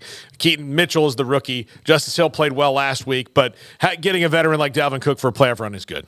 So we talked about the Cowboys, and they're in the mix, firmly in the mix, and go win this weekend, right? Win the NFC East, and which would be a big deal after all the tug of war with the Philadelphia Eagles throughout the season, and the Eagles have faded tremendously, but the Cowboys in position to go win the division once again, and they'll have a familiar face back with them now, as Lyle Collins is back with the Dallas Cowboys. There was talk about him having signed to the practice squad, but nothing until today when it became official that he is now back officially with the practice squad of the Cowboys. Also, former Tech running back Sir Roderick Thompson, another new addition to the Cowboys practice squad. Damian Wilson, wide receiver Racey McMath as well, but spent 6 years in Dallas, was an undrafted free agent. His draft story, if y'all will remember, was one of the more interesting sagas that we've ever seen in draft history, but played a lot for the Cowboys, went on and moved on to the Bengals and eventually and is now back in Dallas. So making some moves for that playoff roster, and Lyle Collins back in Big D.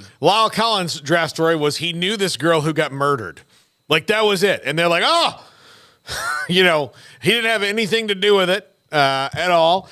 Was one of my favorite Cowboys to talk to when he was there. Smokey and I've got a picture of the three of us talking at camp. He's great. Dak loves him. So that's another good thing. I would not be surprised if he is in fact their starting left guard next year, with Tyler Smith kicked out to left tackle full time, with maybe Tyron Smith his run coming to an end. So wouldn't be surprised me. I thought they should have done it a few months ago when they had some issues on the offensive line, but maybe he wasn't totally healthy. He loved being a Cowboy.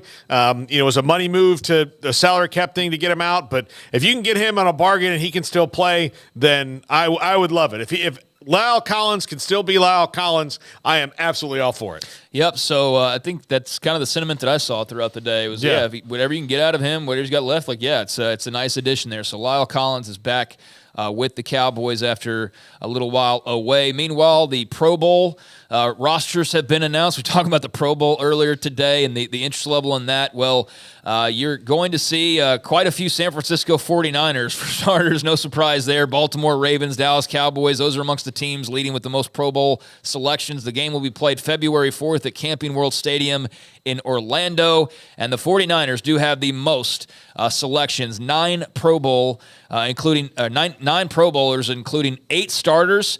And that also includes Brock Purdy, who would have thought when he was at Iowa State, I think we all thought he was a good player, but the NFL career he's already carved out has been far beyond my expectations for him.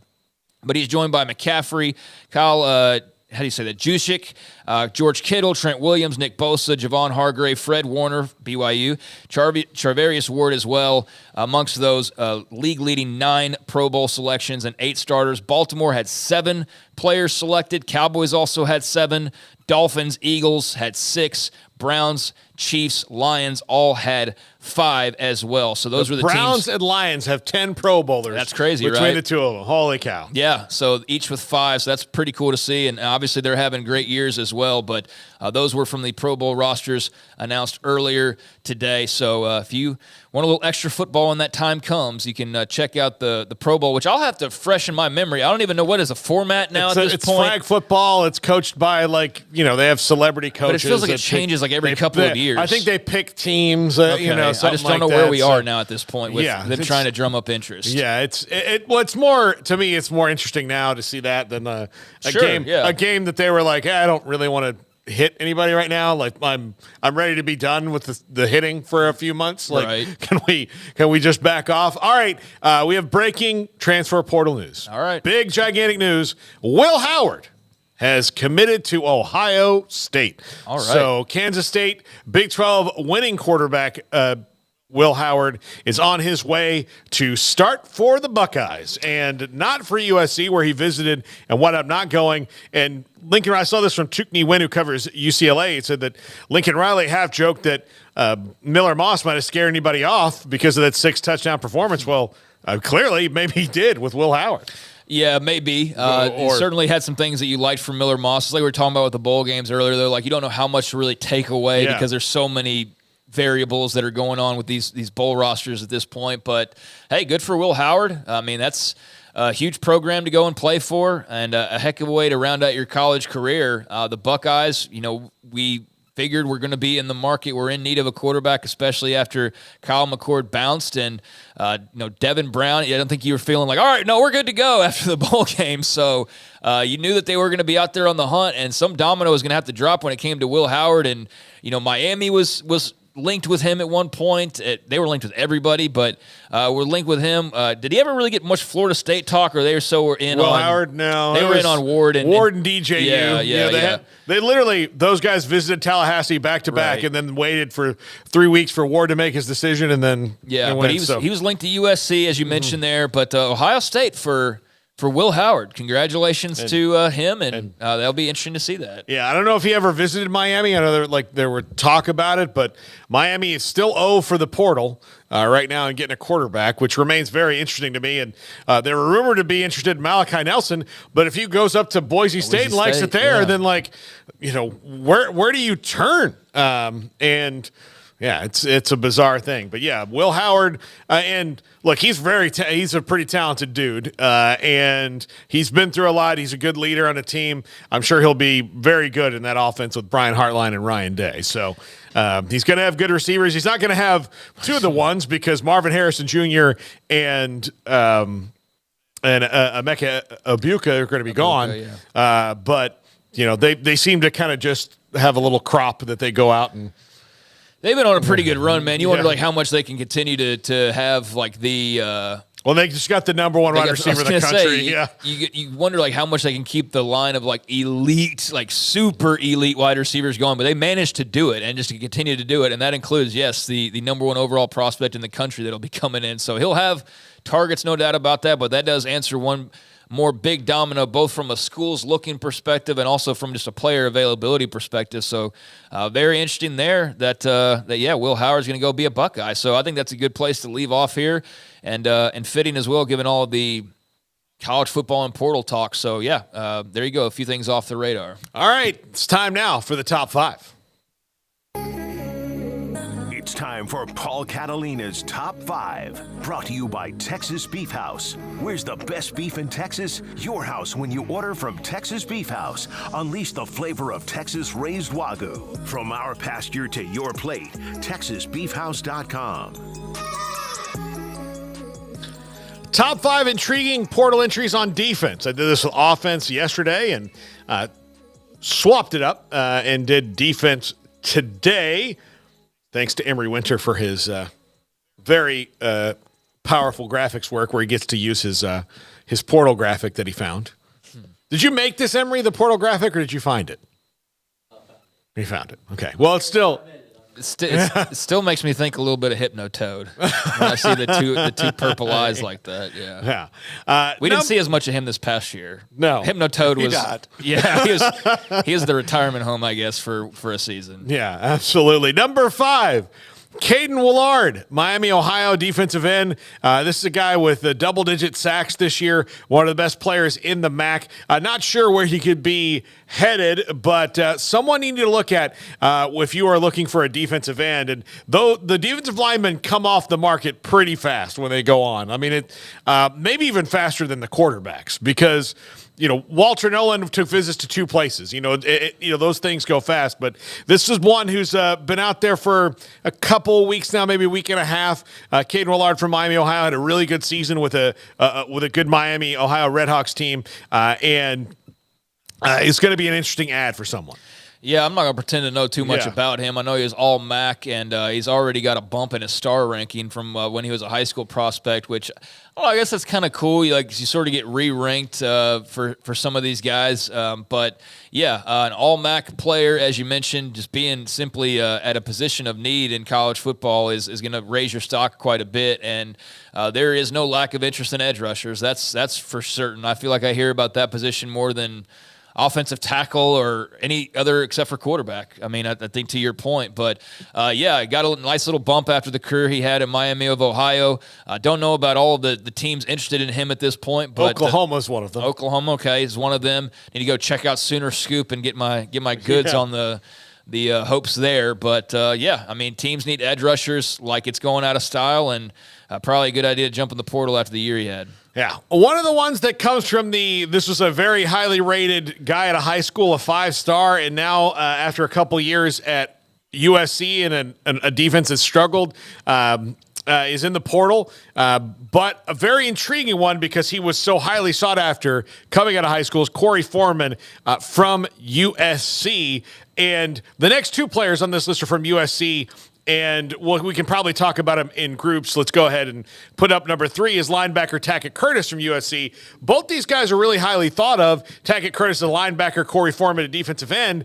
But this is going to be kind of the interesting thing of, is it scheme or is it guy? Did you not work out at USC because it was you, or because Alex Grinch's system was not good? And so they've already lost several defensive players in the portal. But with Tackett Curtis and Corey Foreman, I'm very curious to see where they wind up and where their careers take them. Because, again, they're seemingly well thought of by people still around the country after a couple years of a bad USC defense. And but we'll see where they wind up. Corey Foreman, though, was one of the highest rated prospects in the country. I believe he was the number 1 defensive lineman coming out of California when he was recruited 2 years ago.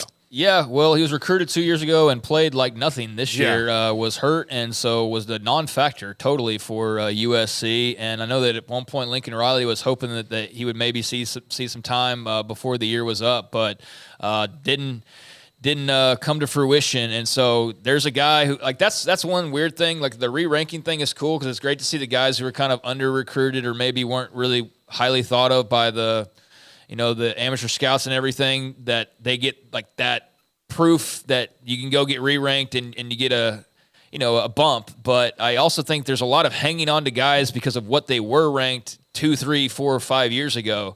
And so at some point, there was some talent that was obviously there that people saw, and you don't end up at USC by mistake. So a couple of guys who I think have a lot of this errs on the side of potential is what you're looking at here, and hopes that you can squeeze out all the potential that you can, especially with Corey Foreman there. Yeah, now we're going to get to a couple of defensive backs, one that's performed very well, another one that, again, is going to be on potential. Aiden White from NC State. He is in the portal, a junior cornerback, and a guy who this year had, I want to say he had 4 or 5 interceptions. He has some production on the field for NC State, and a very good defense. And obviously, moving on, NC State's done a lot of interesting things in the portal, but are losing one of their better defenders, and he is the second best defensive back available now, according to On3. But someone I think is going to garner a lot of interest because he's got production behind him, and someone who has played kind of like Caden Willard, our number 5 guy. This is not really based on it's based on potential and maybe a different system with some different players around him, but he is someone who has produced. Yeah, he had a really nice 2023 at a pick 6 against Texas Tech. Also had, close to 40 tackles, had a couple of picks, a lot of pass deflections, had a sack in there as well, had a bunch of picks for the year prior. So, he's a guy that's produced, unlike some other names on here where, like you said, you're going for more of the potential that you can squeeze out of them. But, Aiden White's a solid player. It's hard to kind of – I have to go and look of okay, you're the number 2 corner now in the portal after 17 guys have gone elsewhere, but I don't think that's the case with him. I'd be curious to see the overall. I would need to go and look at that because I haven't looked at that. But a very productive player coming off of a good run there with the Wolfpack, and they were a fun team to watch. So always could use some defensive backs. Yeah, and number one defensive back, A.J. Harris, 3 solo tackles this year, but was one of the most highly sought-after players in high school last year. So he's one of those guys that played his true freshman season at Georgia. He's going to go try to cash in somewhere else, but a very intriguing talent because he was so highly rated. And look, he wasn't going to play in that deep defense really that much this year anyway because he's a true freshman. And to be a true freshman and play in Georgia's defense, you have to be super, super stud. And he's just a guy who has a lot of potential. Now, this is another one, but A.J. Harris from Georgia, highly sought after last year and now back in the portal again. I guess he just likes being recruited.